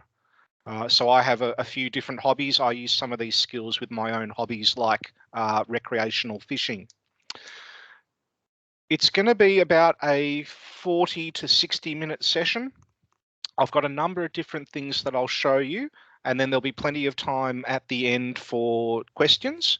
And I will allow questions throughout the session. I'll pause a few times just to make sure that, and I'll ask if anyone's having any trouble or if there's something specific that you'd like me to go over. So I will be talking a bit, but there will also be chances for you to ask questions as we go. So there's myself, there's also my colleague Kim. She also helps sciences, engineering and technology students.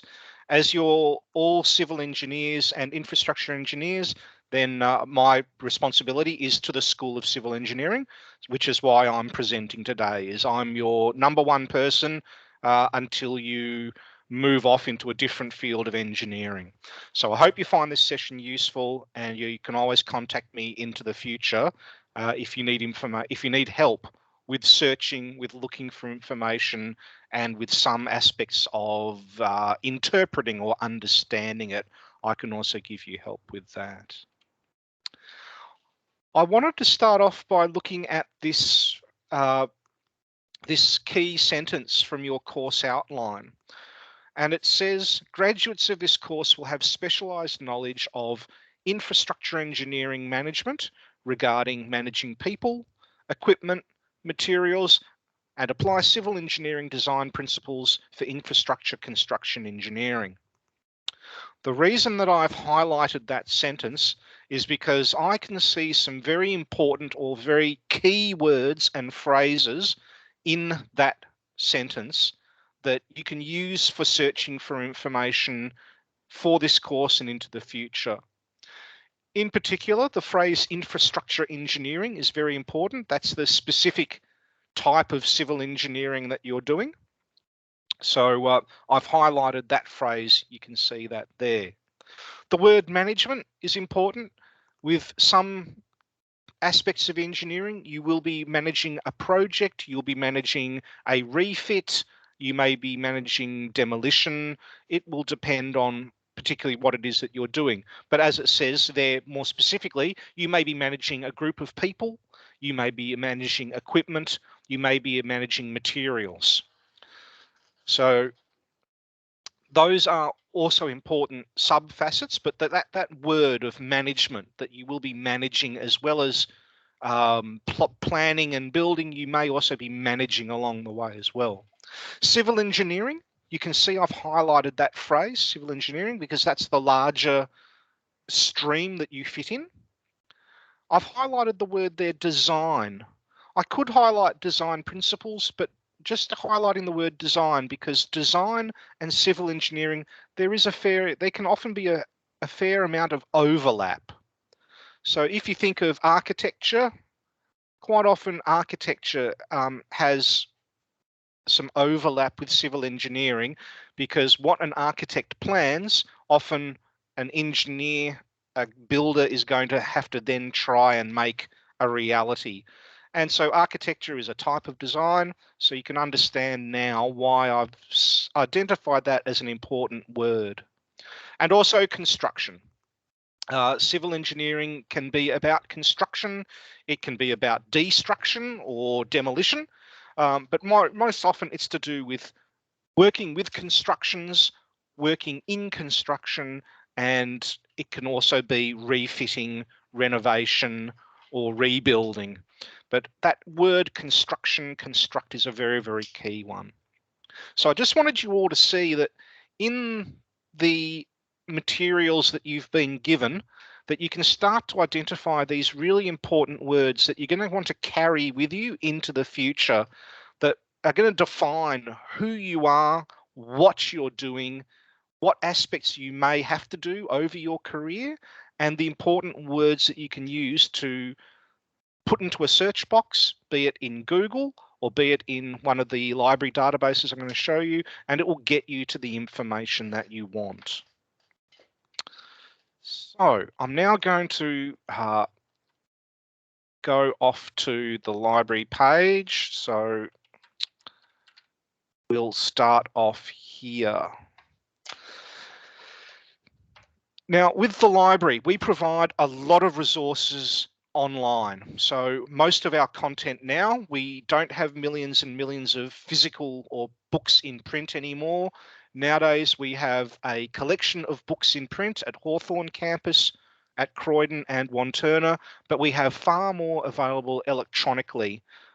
They can be PDFs, they can be HTML documents, they can be in other formats, but we make most of our collection now available electronically, and you can access it from the library homepage. You don't need to come onto campus.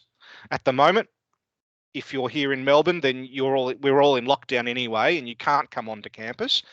So I'm teaching you right now from my lounge room at home, and I'm not allowed onto campus even as a librarian. I'm told to stay home. So I'm going to show you a lot of resources that you can start using right away from home, and you don't need to come into the campus library at all. Our library catalogue, or our list of everything that we have available, you can search it straight through here. Excuse me. Now, you can search using single words, a group of words, you can use a phrase and a word. There's lots of different ways that you can search. Thinking about what it is you were doing before, when you were looking at, when I was mentioning important words and phrases, I mentioned that you may need to be doing some aspects of management. And one thing that you may want to have a look at briefly is project management. Project management is a sort of discipline or a way of completing a project that has become standardized through various organizations and groups. They all feel that there's one way that you can do a project. And a lot of that now has been solidified into a book called the Project Management Book of Knowledge. So what I'm going to do is show you how to search for it. We're going to look for that title, the name of that book, as a phrase. So a guide, and I've already mistyped, a guide to the Project Management Book of Knowledge. And I've mistyped book. Bock is not going to help me very much. There we go. Now, at the moment, I've typed that in as a set of individual words. Even though I've put it in as a sentence, if I now click on search, it's just going to look for those individual words, and some of them can be anywhere in a record or in a book or in a book chapter. But I actually want them as a sentence. I want them all together in this order as a sentence. To do that, I need to finish off my search by putting double quotation marks around that set of keywords. That now turns this into a phrase. It says, please find these words in this order together as a sentence. So now when I search, I won't get 50,000 results. I just get 60. Now, because the library makes available individual articles from magazines, individual articles from newspapers, individual articles from conferences, from research journals, we make available book chapters, streaming video. You can use this column along the left here to cut down the number of results that you get for a search. So what you want to do is refine your results into a smaller, more focused collection. And what you would normally do is you would say, I want to use books, because you're looking for a specific book. If you were looking for a book chapter, you could click here on book chapters. You can see that there's 15 of them. But what we want is we want to look at books. And that brings you through to here. Now, something's gone wrong with my search, so I'm just going to turn that off. A guide to the project management. I've used the word book of knowledge. What I'm looking for, it's actually called the project management body of knowledge. So I need to rerun my search. And now this time, as you can see, we get 4,000 searches. And now normally I would say, let's just focus on books. So I apologize for that. That was my mistake. I put in the wrong search. Now, we've got a few different versions of this book. We've got a version in German language, which is not going to help me because I can't read or speak any German. This should be a copy or a version in English. If I wasn't sure, well, a bit further down, here's one that is in English. So I'll just admit that person into the lobby. There we go. And now I'll hop back to here. So if I wasn't sure about an English language version, I can definitely see that this one is. And so I'll click on the title of it to start accessing it. So a guide to the project management body of knowledge, 6th edition in English, 2017. This is the most up-to-date version of this book. Sometimes we'll have older versions of books. Just make sure that you're using the most up-to-date version of it. Something you can do just to check if this really is the book that you need is to scroll down and have a look through things like table of contents. Now, project management body of knowledge has been shortened to this acronym PMBOK. You can see there they've put that in brackets, PMBOK guide, or as I used to call it, PMBOK. So it says down here, the PMBOK Guide 6th edition, the Project Management Institute's flagship publication. So a flagship is the leading one or the leading thing from a group or a company. Latest good practices in project management, some more information. And then further down, I can expand that. There's even more information about what I'm going to find inside this book. But I know that this is the right one. So now to start reading it, I come up here to this section, view it. And we will have one or more links into ebook companies that will let you start using the ebook. Now, where possible, if you can see this link, ebook Central ProQuest purchased, use that link. Now, you'll need to log in. You need to use your student email at student.swin.edu.au as your username, and then you use your password. You can see here that my wife's mentioned she uses MS Teams for her work as a nurse at Austin, so we don't click on her because you won't see anything useful. And then we go through here to the project management body of knowledge in eBook Central.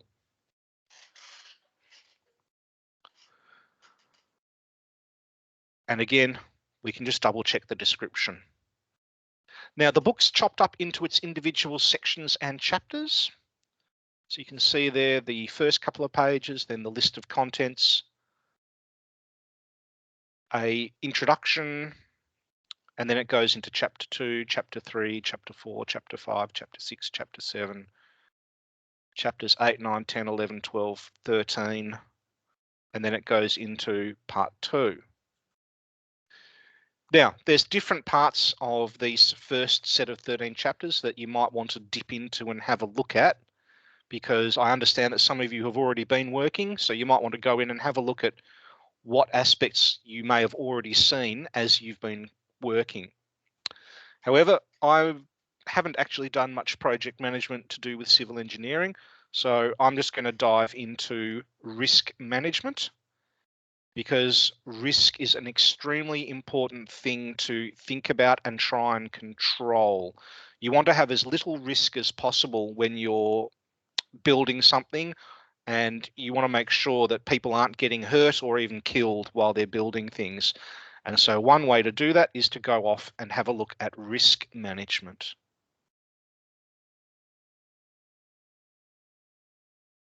So now that you're in the ebook, you can come in and read ebooks as many times as you want.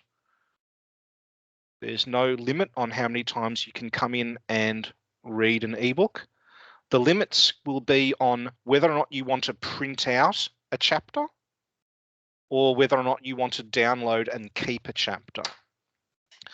There's a thing called copyright law that says in different countries around the world how much you can download or print or make permanent copies of ebooks and ebook chapters. For Australia, the rule is that you can take one chapter and make a permanent copy of it, or 10% of the total pages. With ProQuest, sometimes you can get more because we've signed a nice agreement with them and they sometimes give us more. But as a general rule, you can download and keep permanently or print out permanently one chapter or 10%. But you can always come back in and view more. So you've got the links there to download PDF and then print out the PDF, or you can just choose to read online. So that's using an ebook or an ebook chapter. You locate it. Oh, sorry, I'll just quickly hop back over to here. Yeah, was there a question? Sorry, Nicholas? Hello? Hello, yeah, is there a question? Yeah, a question, please. Are we able to get a hard copy of the book? With the project management body of knowledge, I'm pretty sure we have 4th and 5th editions of it in the print collection. However, because we're all in lockdown, the library collection is not available to students or staff. So when we come out of lockdown, yes, you should be able to come in and borrow a print copy or a copy and paper, and you'd be able to get that for at least 2 weeks. Provided no one else wants it at the end of the 2 weeks, we will automatically give you another 2 weeks with it. Cool. What I'll do is I will, I'll just go back to here and have a look for an earlier, actually what I can do to find an on-shelf version or a print one. Under our refinement, we've already said we want books, we want an on-shelf one. I need to click through. We actually do have a print one of the 6th edition. So what you now do is you click on that record. And yes, we've got 2 copies at the Hawthorn Campus Library. It's at this number. So what you would do is you would grab, usually people just grab their mobile phones and take a photocopy of this whole part of the screen. Because what you'd need to do is you'd want to go to the 5th floor of the library at Hawthorn Campus. You want to go to the section where there's 658. And then you want to go to the specific shelf that has 658.404. And then you look along 658.404 alphabetically, A through to Z. You're looking for GUI P6. And down here it says, yes, there's 2 copies of the 6th edition on paper sitting there waiting to be borrowed. So yes, we actually do have it. And I was surprised. I thought we had only the older versions, but we actually have made print versions available. So yes, you could get it, but at the moment we're all in lockdown and you'd have to wait until the library has a notice saying that you can come in and you access the collection. At the moment, people can come into the library level 1, which is downstairs, and you can use our late lab from 9 in the morning till 6 at night, I believe it is. But that doesn't give you access to the books or the DVDs because they're all up on levels 3, 4, and 5.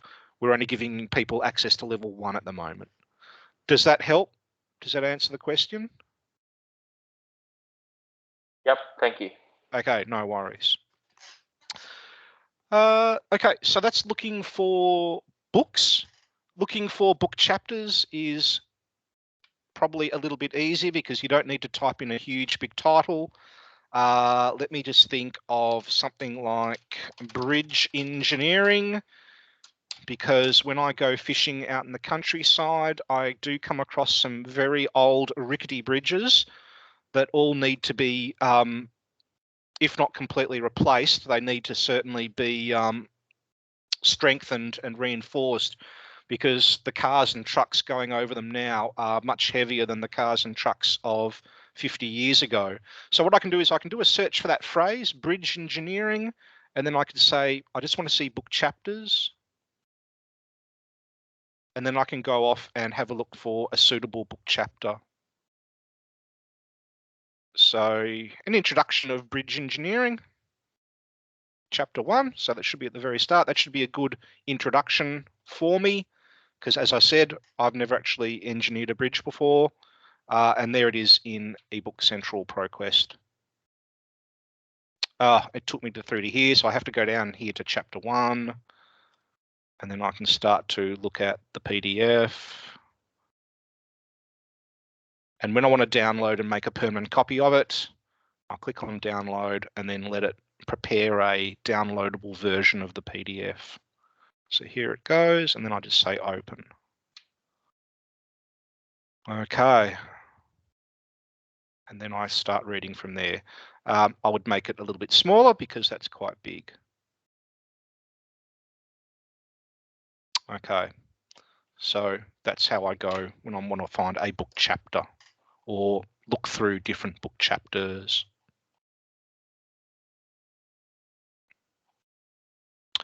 Okay, so that's doing that. I'll just close off my PDFs. Now, if you get rid of your refinements, as I mentioned before, you're looking through absolutely everything that the library has. So if you did want to look at professional journal articles, you could click on articles using type over here. If you wanted to see entire journals, you can click on that. And as you can see there, the Journal of Engineering, it's a major journal which is purely just got articles about bridges. I'll just turn that off. You can use show more because there may be streaming video. It says that there's one thing under audio visual. So here's some streaming video, and you can just watch that straight away by following the link to view. And this is from Jove, which is a collection of sciences and engineering videos. I'll just let it keep loading. Okay, yep. So it's a little 9-minute video.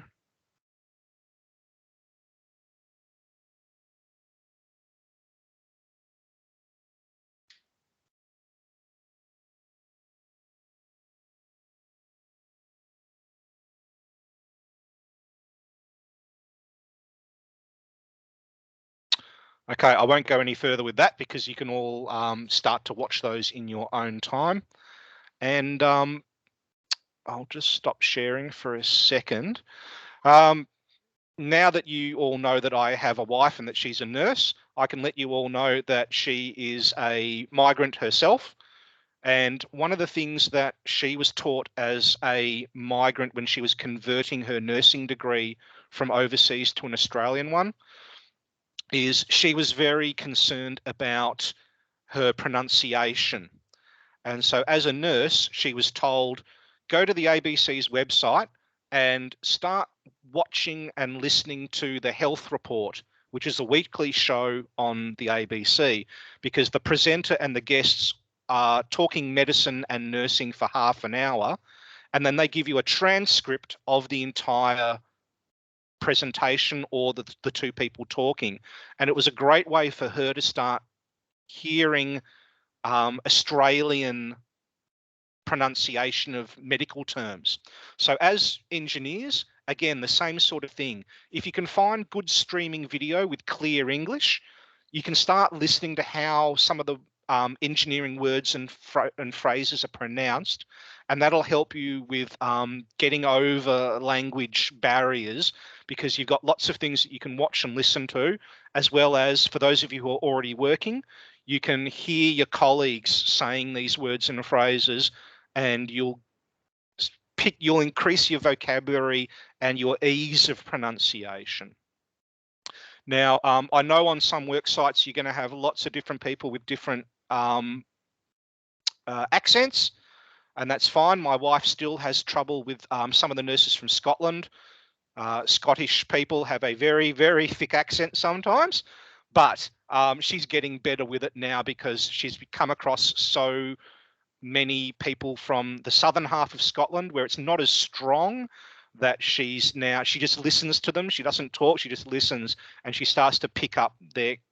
So wherever you got the option to watch videos of engineering or even TV shows, do try, because you'll start to hear different people's accents, and it'll just help you build up your own understanding of accents, because you can read a word and then pronounce it, but you're going to hear someone from country Australia, they talk differently to people from city Australia. People from Queensland have a different twang to people from Victoria, and so on. And then obviously people from Ireland, they will have their accent. Scottish people,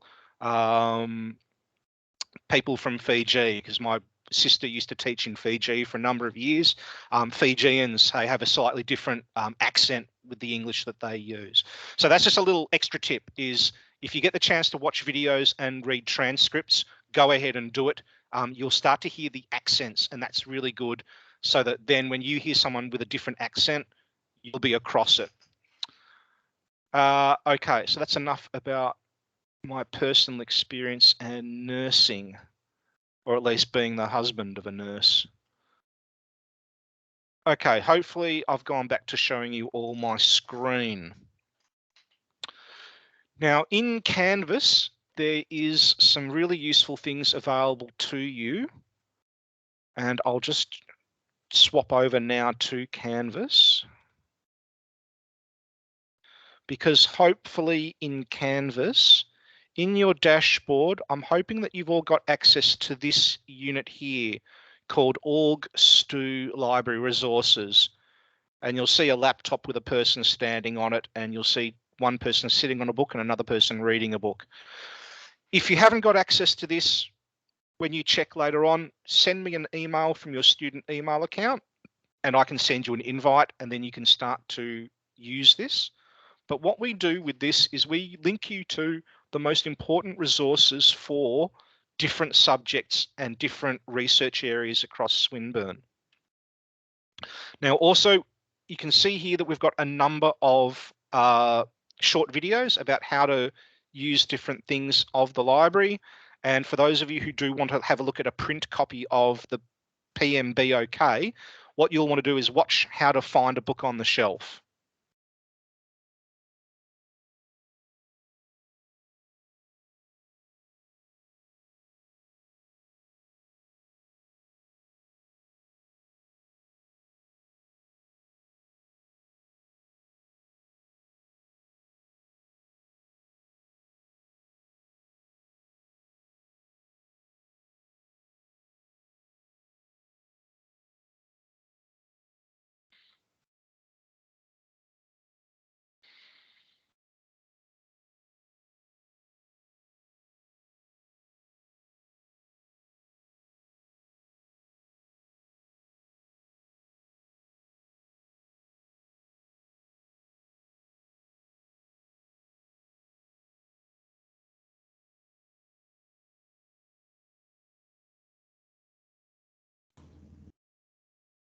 Sorry, there is no voice. Just. Sorry? There's Oh, no we can't hear anything. Just. Oh, you can't hear it. Okay, all right. Sorry about that. You can watch it in your own time though. So I'll just shrink it down. What I wanted to focus on more though is these 7 blocks down here, useful resources for your subject area, where we list the most important databases, journals, and some books and websites.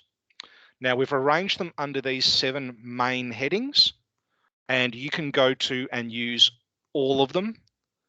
You're not just restricted to engineering and information technology. As I said before, when it's coming to things like project management and management of other staff, of personnel on a work site, you'll want to go into business law and entrepreneurship. And you might want to have a look at management and human resources. I know that you already have to look at contract law and some other things. So you'll want to have a look at legal research, because there's a number of recommended links in here to help you with legal research, although this is aimed primarily at students studying our law course. So you'll see that there's quite a lot of things in here.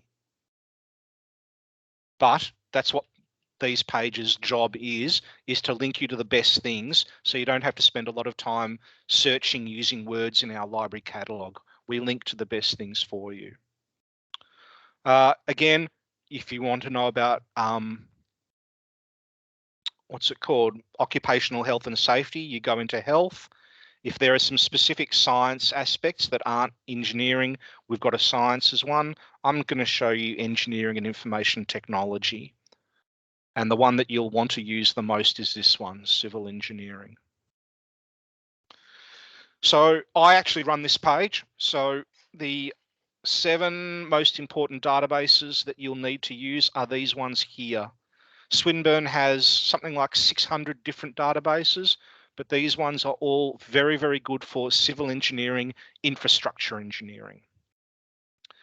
There's a number of individual journals listed here, but by no means are they the only ones we have. We have something like over 1 million odd different journals that we subscribe to. And we also have these are recommended ebooks for different units. I would certainly recommend that you have a look at the first one, the Civil Engineering Body of Knowledge, Preparing the Future Civil Engineer. and also the Civil Engineer's Handbook of Professional Practice. Whoops, I just started to access it. Hang on, I just need to, I'll just jump back to here. Because those are ones that will help you with your career. And also they will help you on the work site now, like the Handbook of Professional Practice. You can see underneath, then it goes into more specific things. So things like materials, composite structures of steel and concrete, sustainable construction, life cycle. If any of you are doing anything to do with ports, marine engineering, there's ports and marine here. If you need to see where things have gone wrong, so they've got here case studies where things failed, and this particular one is about steel structures. The Westgate Bridge that you may have driven over a few times, that actually collapsed part of it collapsed while it was being built in 1970, and a number of people were killed. So you can go and read about what civil engineers were doing and then what they did wrongly and why part of the bridge collapsed. So you can learn from failure. And then you can see that there's more topics there: project quality management, critical success factors for buildings. So you can see that's a specific one about managing quality. You can see there civil engineering risk analysis. I've got a specific one there for you about risk. Then there's some more things there. Cordell's building cost guide. This is really just for building residential houses. Rawlinson's guides, they are mostly for houses and small commercial buildings. But if you want to know the costs of things like concrete, they'll give you an idea. The Australian standards, they're all available through this link here in the TechStreet database. The National Construction Code. If any of you are interested in working in road building, bridge management, and so on, you'll want to have a look at Vic Roads and Aust Roads for everything to do with roads, bridges, footpaths, those sorts of things. And then a number of useful free websites that you can go to and look through. And I'll talk more about some of that later on. For your units that you've got coming up and into the future, Informit is a very, very good database because it has Australian engineering conferences in it and some Australian engineering journals. Now in here, you can search using an individual word, but you'll want to build something more elaborate than that. So I'm going to look for the word bridges, but I also want to find more words. So I also want to find concrete because a number of bridges are made with concrete. So I say bridges and in capitals, concrete. And as I mentioned, some of these bridges I drive over to go fishing are not in good condition. They have cracks all through them. So I'll say crack with an asterisk. And the asterisk will find crack, cracked, cracking, cracks. Those different versions of the one word crack. And then hopefully one of you can go out there and fix these bridges up so my car doesn't plunge into the river and I die. So I want to mention repair, repairs, repaired, repairing. So we're looking for journal articles and conference papers. It says yes. There are 81 different results. Sorry, there are 10 results. They are arranged by relevance, so it counts up how many times my words appear. And the particular one I wanted to look at was this one: assessment of alkali aggregate reaction in 3 bridges and its implications for maintenance of the structure.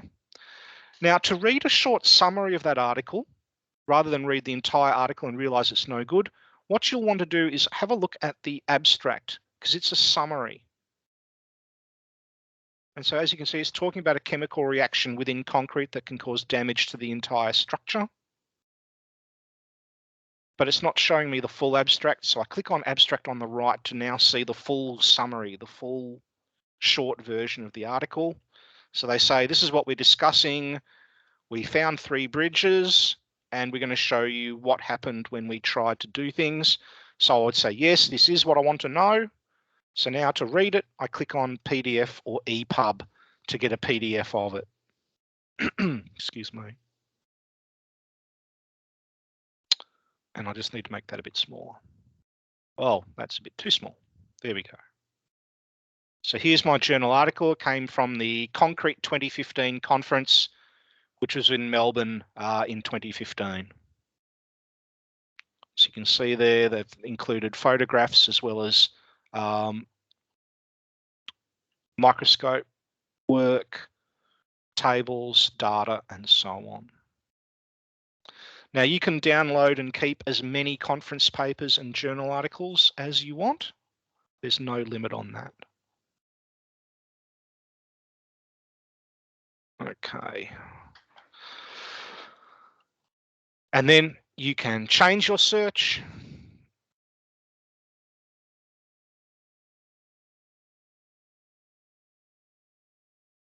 Except it's not letting me do, it's not showing my search again, so I'll just need to copy and paste it.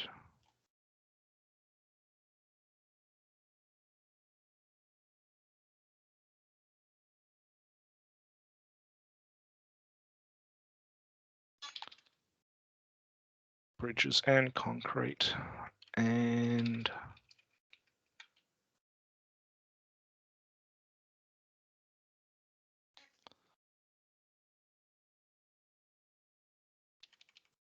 so maybe what I need to know is more about steel being used to reinforce.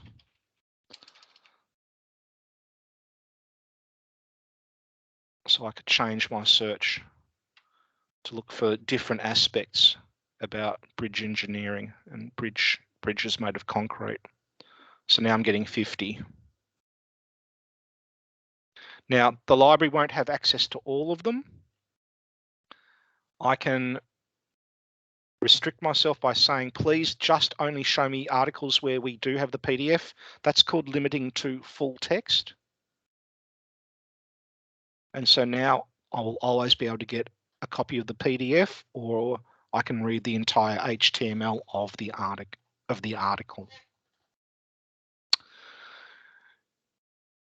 So that's using Informant Engineering. ASCII Library is a lovely database. It only has civil engineering content in it. So you don't get thousands of results in here. You only get results to do with civil engineering. I'm going to look for recyc, but that's going to find me recycle, recycling, recycled. I need to use capital A and D as a plus in here. And something that Swinburne does a lot of work in is looking at embankments. So I can do embank with an asterisk to find embankment, embankments.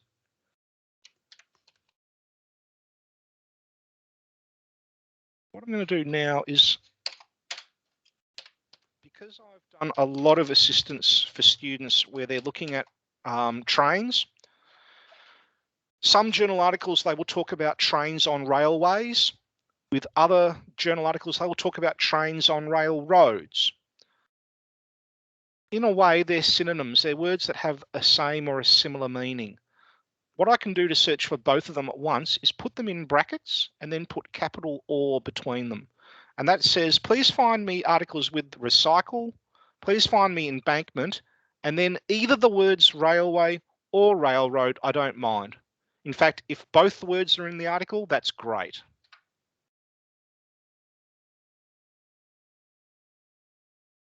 So you might be doing a search where you're looking at street or road.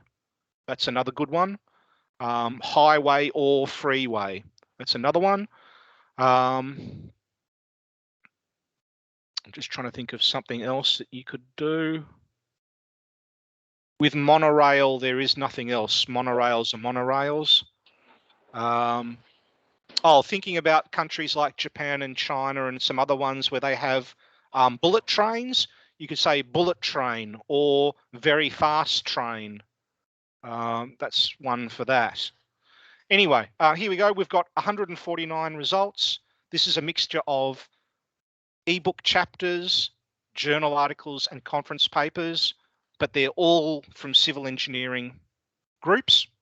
So there will be nothing in here about anything else. It's purely civil engineering content, which is really wonderful. To use something, let's have a look at This one, performance of rubber tyre confined capping layer under cyclic loading for railroad conditions. We're starting to reuse glass and other waste, and especially another one is broken brick waste. We're starting to use that now, recycled in pavements and in embankments. So here's some research where they've used old car tyres and truck tyres under railroad beds. Now, you don't get to see the abstract on the homepage, which is really annoying. So you have to click on the title of the result, and then you get this abstract, you get this summary. So they're talking about, there it is, rail infrastructure. I said rail infrastructure is a really important word. Heavy haul railways. So they're talking about ballast, which is that blue rock that they normally put under rails and between the sleepers. So sub-ballast stratum with energy absorbing rubber tyre cells. Okay, so they're trying to cut down on using that blue rock, and they're trying to use old tyres. And they're saying, is this reasonable or not? So if I said, yes, this is what I'm interested in, I can click on full text, and then I can scroll down and I can start reading the article. Or if I want to make a permanent copy of it, I click on download, and then I get a PDF of the article. There we go there, and I can download and keep a copy of that. And author keywords, if you see words and phrases in there you like, try to make a list of them, because you can then go off and search for that. So I talked about bridges cracking. Another word to talk about things breaking down, buildings breaking down over time, is to say degradation. So that's a more formal word, but it might be one that I decide, oh, I'll do cracking or degradation. Okay. So very quickly, that's looking through and using, sorry, there we go, using the civil engineering library page. You can go into the ebooks down here, and hopefully you'll find really helpful content in here. As I said, the Civil Engineering Body of Knowledge and the Civil Engineer's Handbook of Professional Practice. They're much more practical things about how you be a civil engineer, how you further your career, and how you conduct yourself in an office, on a work site, all those sorts of things. Whereas further down, I get into more specific things like materials, sustainability, ports, management of construction. You can see there, construction project management, and then risk, quality management and risk analysis, because those are extremely important things. Now, I'll leave behind that and go back to the library homepage. Sorry, I've got a question, please. Oh, sorry. Yes. So what's the purpose of the asterisk? The asterisk? Yeah. Okay. When you type in the embankment. Okay. Yep. What it does is it finds it finds the core word and then all the other words that come off it that have different endings. So let me open a Word document. Yeah. Oh, hang on. Sorry.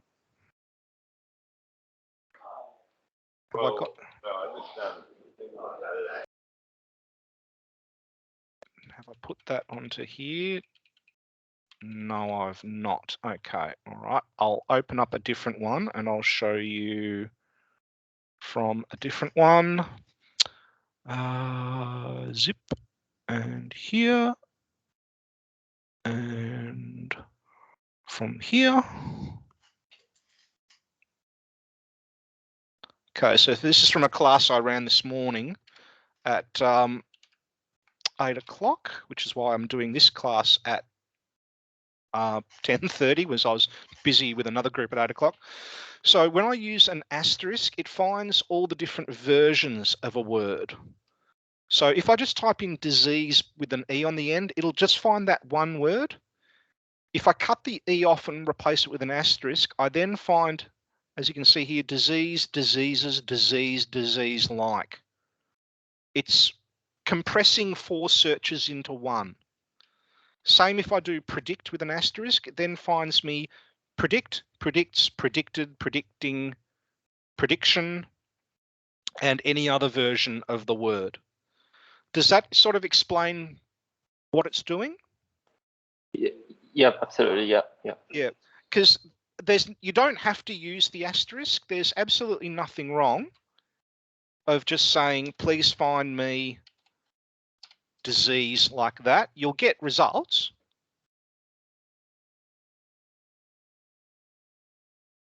Okay, so there's 23 million results for the word disease. But when I do this, I'm going to get even more because I'm finding different versions of the word. It just lets me cover a lot more content. So we've just picked up another 100,000 versions of that word. So in fact, I won't use that one. I'll use this one. Comput. Now, if I do computer, we get 15 million. If I do comput, hopefully we'll see a much bigger, yeah, there we go, 37 million. So we just got more than double because we're now finding computing, computation, computational. So there's times you'll want to use the asterisk, but then there's also times you won't want to use it because you may get too many results. But it's a useful little searching tool that I want you to see because it can get you more content more quickly. Yeah. And also, if we hop over to Google, you'll get the same thing if you use Google. That same trick works here. So let's do, let's use railway. Actually, no, railway is not a good one. Do rail. So in Google, you get, what's that, 1.6 billion. If we now put the asterisk on the end, okay, that shouldn't have happened. It should have got us more. Why did that not work? Okay, let's do railroad. No, hang on. Let's do computer and computer. That's what, 4 billion.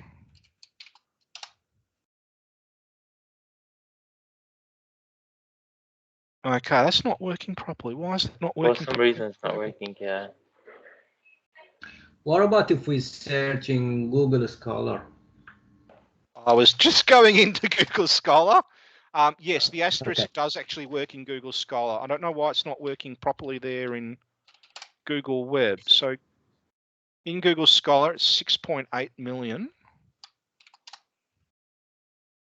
And that's cutting it down. Is it because I'm not using... And I'll just add in robot. Oh, hang on, I don't need robot.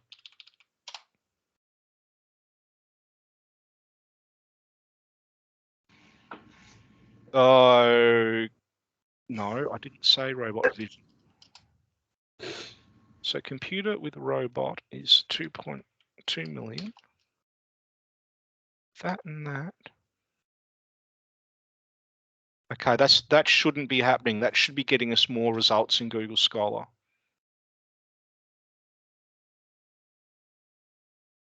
Why is that not working? Let me swap it around. Computer and robot got us 2 million. Yeah, see, there you go. Okay, it didn't like it on the first word.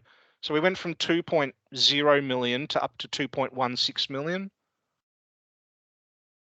Okay, that's strange. Normally, there must be a rule in their algorithm that doesn't let you use the asterisk on the first word that you type in the box. It's got to be on the second, third, fourth, fifth, sixth, seventh, 10th.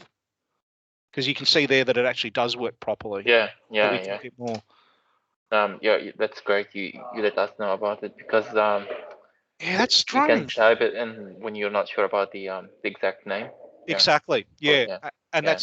that's another reason why you might do it. Exactly. Yeah.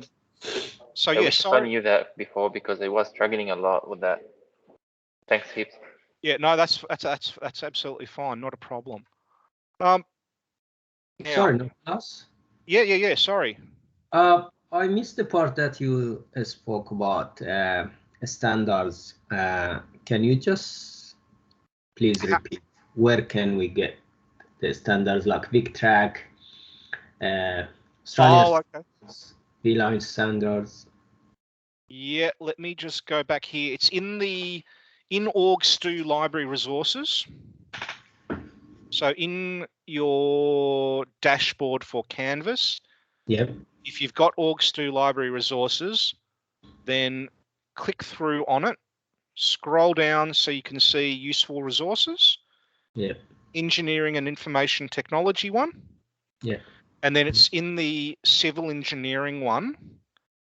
If you scroll right down, you've got Australian standards via the TechStreet database, the National Construction Code, and then you've got these three, which are all different VicRoads ones. Yeah. So yeah, you've got those there. Now, one of our teachers and researchers, Raya Hassan, she gets all her students to use those three links, which is why I've put them in here, because she actually has them doing projects with VicRoads themselves. So they're going out on site, and so right near, I live at one end of the Northeast Link. So at the moment, I've got 50 billion trucks and diggers building one end of the start of the tunnel for the Northeast Link. So if you end up under her, she might have you out there with Northeast Link, but she'll want you to know the particular technical publications that VicRoads use. So yeah, I put those there. AustRoads is something bigger because VicRoads is just VicRoads. What AustRoads are is they're a national group that come up with their own standards or guidelines for how roads should be built and how roads and drivers and pedestrians interact on them. So you can register with AustRoads for free. You just come up here to log in and you can create a free account with them. And then you can download all of their road safety, their road design guides. And they also run webinars every fortnight, I think it is, for free. And so, again, it's a good opportunity to start hearing Australians talking civil engineering. Well, they're mostly talking roads for an hour, and you can ask questions and everything. It's all for free.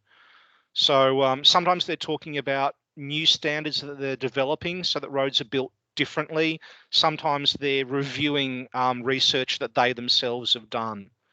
So yeah, that's through those links here. Is VicRoads, and then AustRoads. Does anyone know when can we get our username and password to access? Because currently I really need those standards. For AustRoads? For all of them. For AustRoads, you need to register with them for free yourself. Yeah, okay. With VicRoads, you can just access them for free straight away. Okay. Hang on. One question. Yeah. For the Australian standard, are we allowed to download their standard directly from the library? Yes, you are. Use this link, Australian Standards via the TechStreet database. And you'll get into here. You need to know that sorry, I'll go back. You don't need to know the standard number, but it helps if you know the standard number because you can just type the number in. For example, this is one that all electricians have to know. So anyone who wants to become an electrician or work with electricity, they have to know this standard 3000 because it's everything to do with electrical installations. So putting wires into houses, wires out in the street, everything, it's all got to be done according to that. So if you know the number, that's a big help. You can look just using keywords, but it's a lot broader. And you'll need to identify, excuse me, you need to identify the standard that you want. This is usually the one that you'll want to use if you're doing anything with concrete structures, is this one. So I'll just open it up.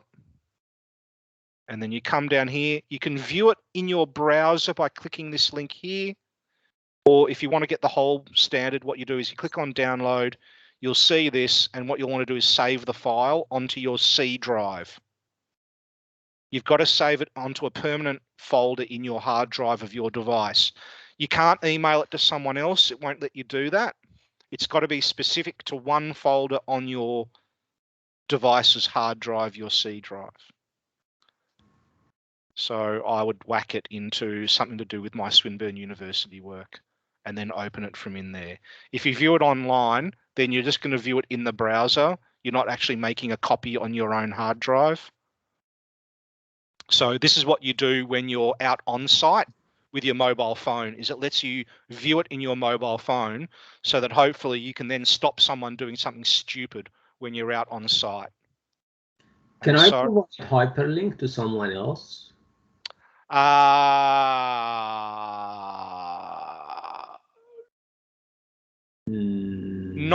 if they're a Swinburne student, you sort of can. You can give them this link here, but a non-Swinburne person, no, they won't have a Swinburne login, so it won't work for them. Okay. Yeah. That means we will not be able to have a PDF version into our computers. Just maybe a link to. Yeah, it's just giving them a link into the database, but a non-Swinburne person, when they try to click on this link here, it'll say, please log in, and they won't have a Swinburne login, so it won't let them go any further. Does that make sense? Unless they have their own login. If they're a Swinburne person, then yeah, they'll be able to log in and then they'll be able to view it. If they're a person with an actual company that you're working for, then no, they need to use their company subscription to TechStreet to get in. Yeah, okay. So if you're already in a workplace, check to find out if they've got a subscription to either to SII Global or to TechStreet. There's two database companies that do Australian standards in Australia. There's SII Global Limited and there's TechStreet. So we used to have SII Global. Now we've gone with TechStreet. A number of companies will still be using SII Global to access their standards. So yeah, obviously, if your workplace has got SII Global, this link's not going to work at all because it's for TechStreet. Does that answer the question? Thank you. Yep. Yep. Okay. I'm just conscious of the fact that I'm nearly out of time. My hour's sort of up. So you can email me after the session about that sort of stuff and I can take you through that. What I want to touch on with finally is for the work that you submit for this course, you will need to use referencing. And I saw that Ashley and some of the other teachers are going to get you to look at referencing. So on the library homepage, we have referencing guides that will take you through that. But it sounds like you're actually going to have in-class tuition about it. Swinburne Harvard style is one of the main styles used at Swinburne. However, out in industry, they might use APA style or they might use IEEE style. And IEEE have their own website and you go off and they have their own style on a part of their own website. So the last things I want to talk about are your professional. Oh, hang on, no, there's one more thing I want to quickly show you before I talk about your career past Swinburne. Is we have a database called LinkedIn Learning. On the library homepage, you can go to the A to Z databases, click on L, and then go to LinkedIn Learning, which is down here. And we have LinkedIn Learning is a lot of, well, we've paid for it, but you can follow courses or short videos about all sorts of different things.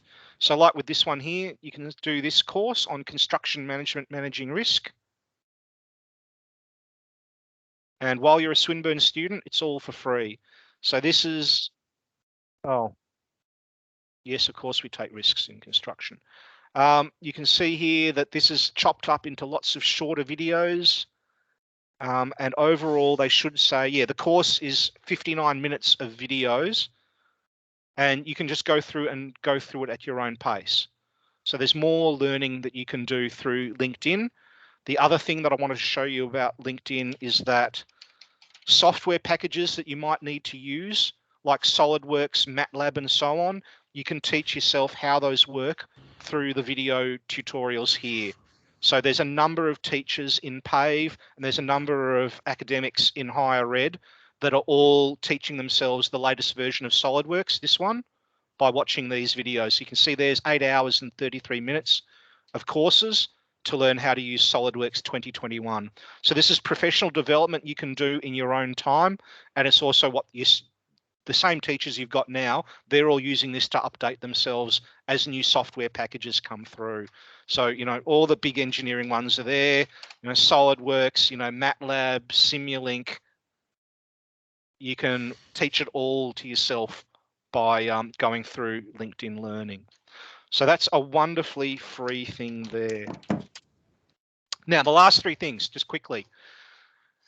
In terms of looking for work, changing jobs, and building a wider network of other engineers, you can use LinkedIn. That's one way to do it. You create a free login with LinkedIn, put your information there, and then start to connect with colleagues. They might be students in your class now, they might be your teachers, but then you'll start to see associations and you can start to follow them, and you'll see that they advertise jobs, they advertise webinars, they advertise events. So LinkedIn is a wonderful way for expanding a career and your range of contacts. The next one that I want to focus on is, I hope this is the right URL. Yes, it is. Engineers Australia. You can apply as a student member to Engineers Australia, and I just wanted to quickly see what they say for the cost is. Don't listen to them when they say young. There's going to be new engineers of all sorts of new and engineering students of all different ages. But this is a wonderful group that will give you a lot of professional development. And again, it will give you a lot of education and contacts. I'm just trying to find out I looked at it and I contacted one of them, one of the Engineers Australia stuff, and they said it can be free for us. Yeah, I'm just pretty sure that for current students, it's free. And then once you finish, I think they still give you like a year after that, but I can't remember the information. But yeah, they're another good group. So Engineers Australia, very friendly people. They run lots of different events. They have subgroups like civil engineers and so on. So there'll be a group for you with that group. Now, the last one I want to bring up is this one, .org.au. What did I type wrongly? Oh, they're not an org, they're a com. That's why. Is the Rail, Tram and Bus Union. So this is a industry group for people who work in anything to do with rail. So it can be construction, maintenance, repair, as well as drivers. Anyone involved in trams, again, the actual trams themselves, tram tracks and so on, and buses. So drivers and infrastructure are alike. They are a group that represents their members when different things happen. So for example, if there's issues on a work site, then unions can often get involved and try to make sure the work site becomes safe for everyone. So you may also want to look at joining the RTBU. Again, you'll meet contacts, you'll meet people, and you may find jobs being advertised as well. So I'll stop there and say that oh, sorry, that's not the correct information. I'll just bring up this one. So I can give you more help with all of this. All you need to do is just send me an email and I can give you help with searching for information, interpreting information, remembering how to use databases and so on. I'm going to give you a big PowerPoint, which has everything you saw today. I've provided step-by-step instructions on how to do it all yourself. So you'll get that at the end of today. But otherwise, you're welcome to contact me throughout this course. And then if you enroll in civil engineering units after this course, again, I'll be your direct contact librarian, so you can contact me into the future. So that's everything that I wanted to show you. I apologize for going over time, I really do, but I'd rather you all have that information than not have it. So does anyone have any questions now that we're at the end? And someone said my email address. I'll put it into chat just quickly now. I'm not typing well. Can I spell my own name? I think that's correct. Yes, it is. Pavlov, not Pavlos.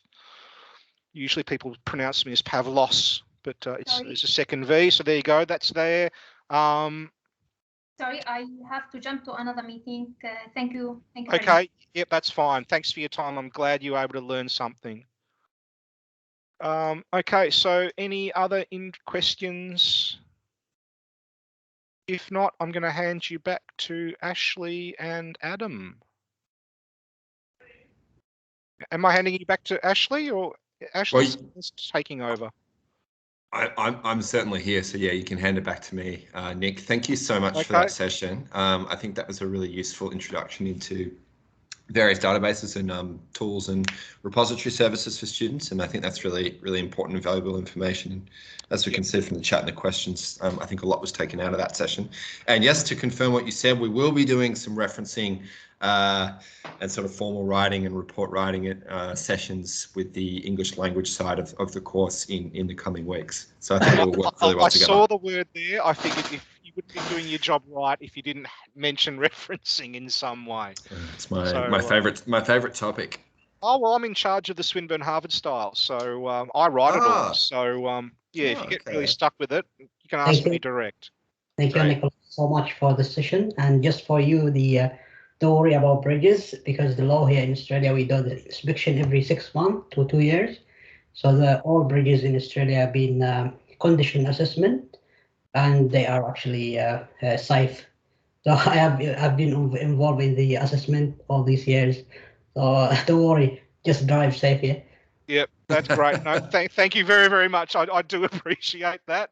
Yeah, the one particular bridge I'm thinking of is at the end of a very dusty country lane, and they only get really fishermen and farmers driving on it. So I know they're not hurrying to fix it, but I do tend to park the car and just walk over it nowadays. It's but yes, that's, as I said, it's only really fishermen and hunters and farmers who go on that bridge. Anyway, look, thank you all very much. I will put my PowerPoint with all the information up, so you'll have that. Otherwise, thank you all very much and good luck with the rest of your course. And you can always contact me into the future. So, yep, thank you all. Thanks, Nick. See ya. Cheers, Nick. Thank you. Thanks. Thank you. All right, guys, have a wonderful afternoon. If you have any questions, please email myself or Joel or Adam or Nick if there are questions specific to the session. Otherwise, have a wonderful afternoon and a good day tomorrow, and I'll see you at the same time on Wednesday. Thank you, Ashley. Thanks, Thank you. Thank you. Thanks, mate. Bye-bye. Cheers. Thank you.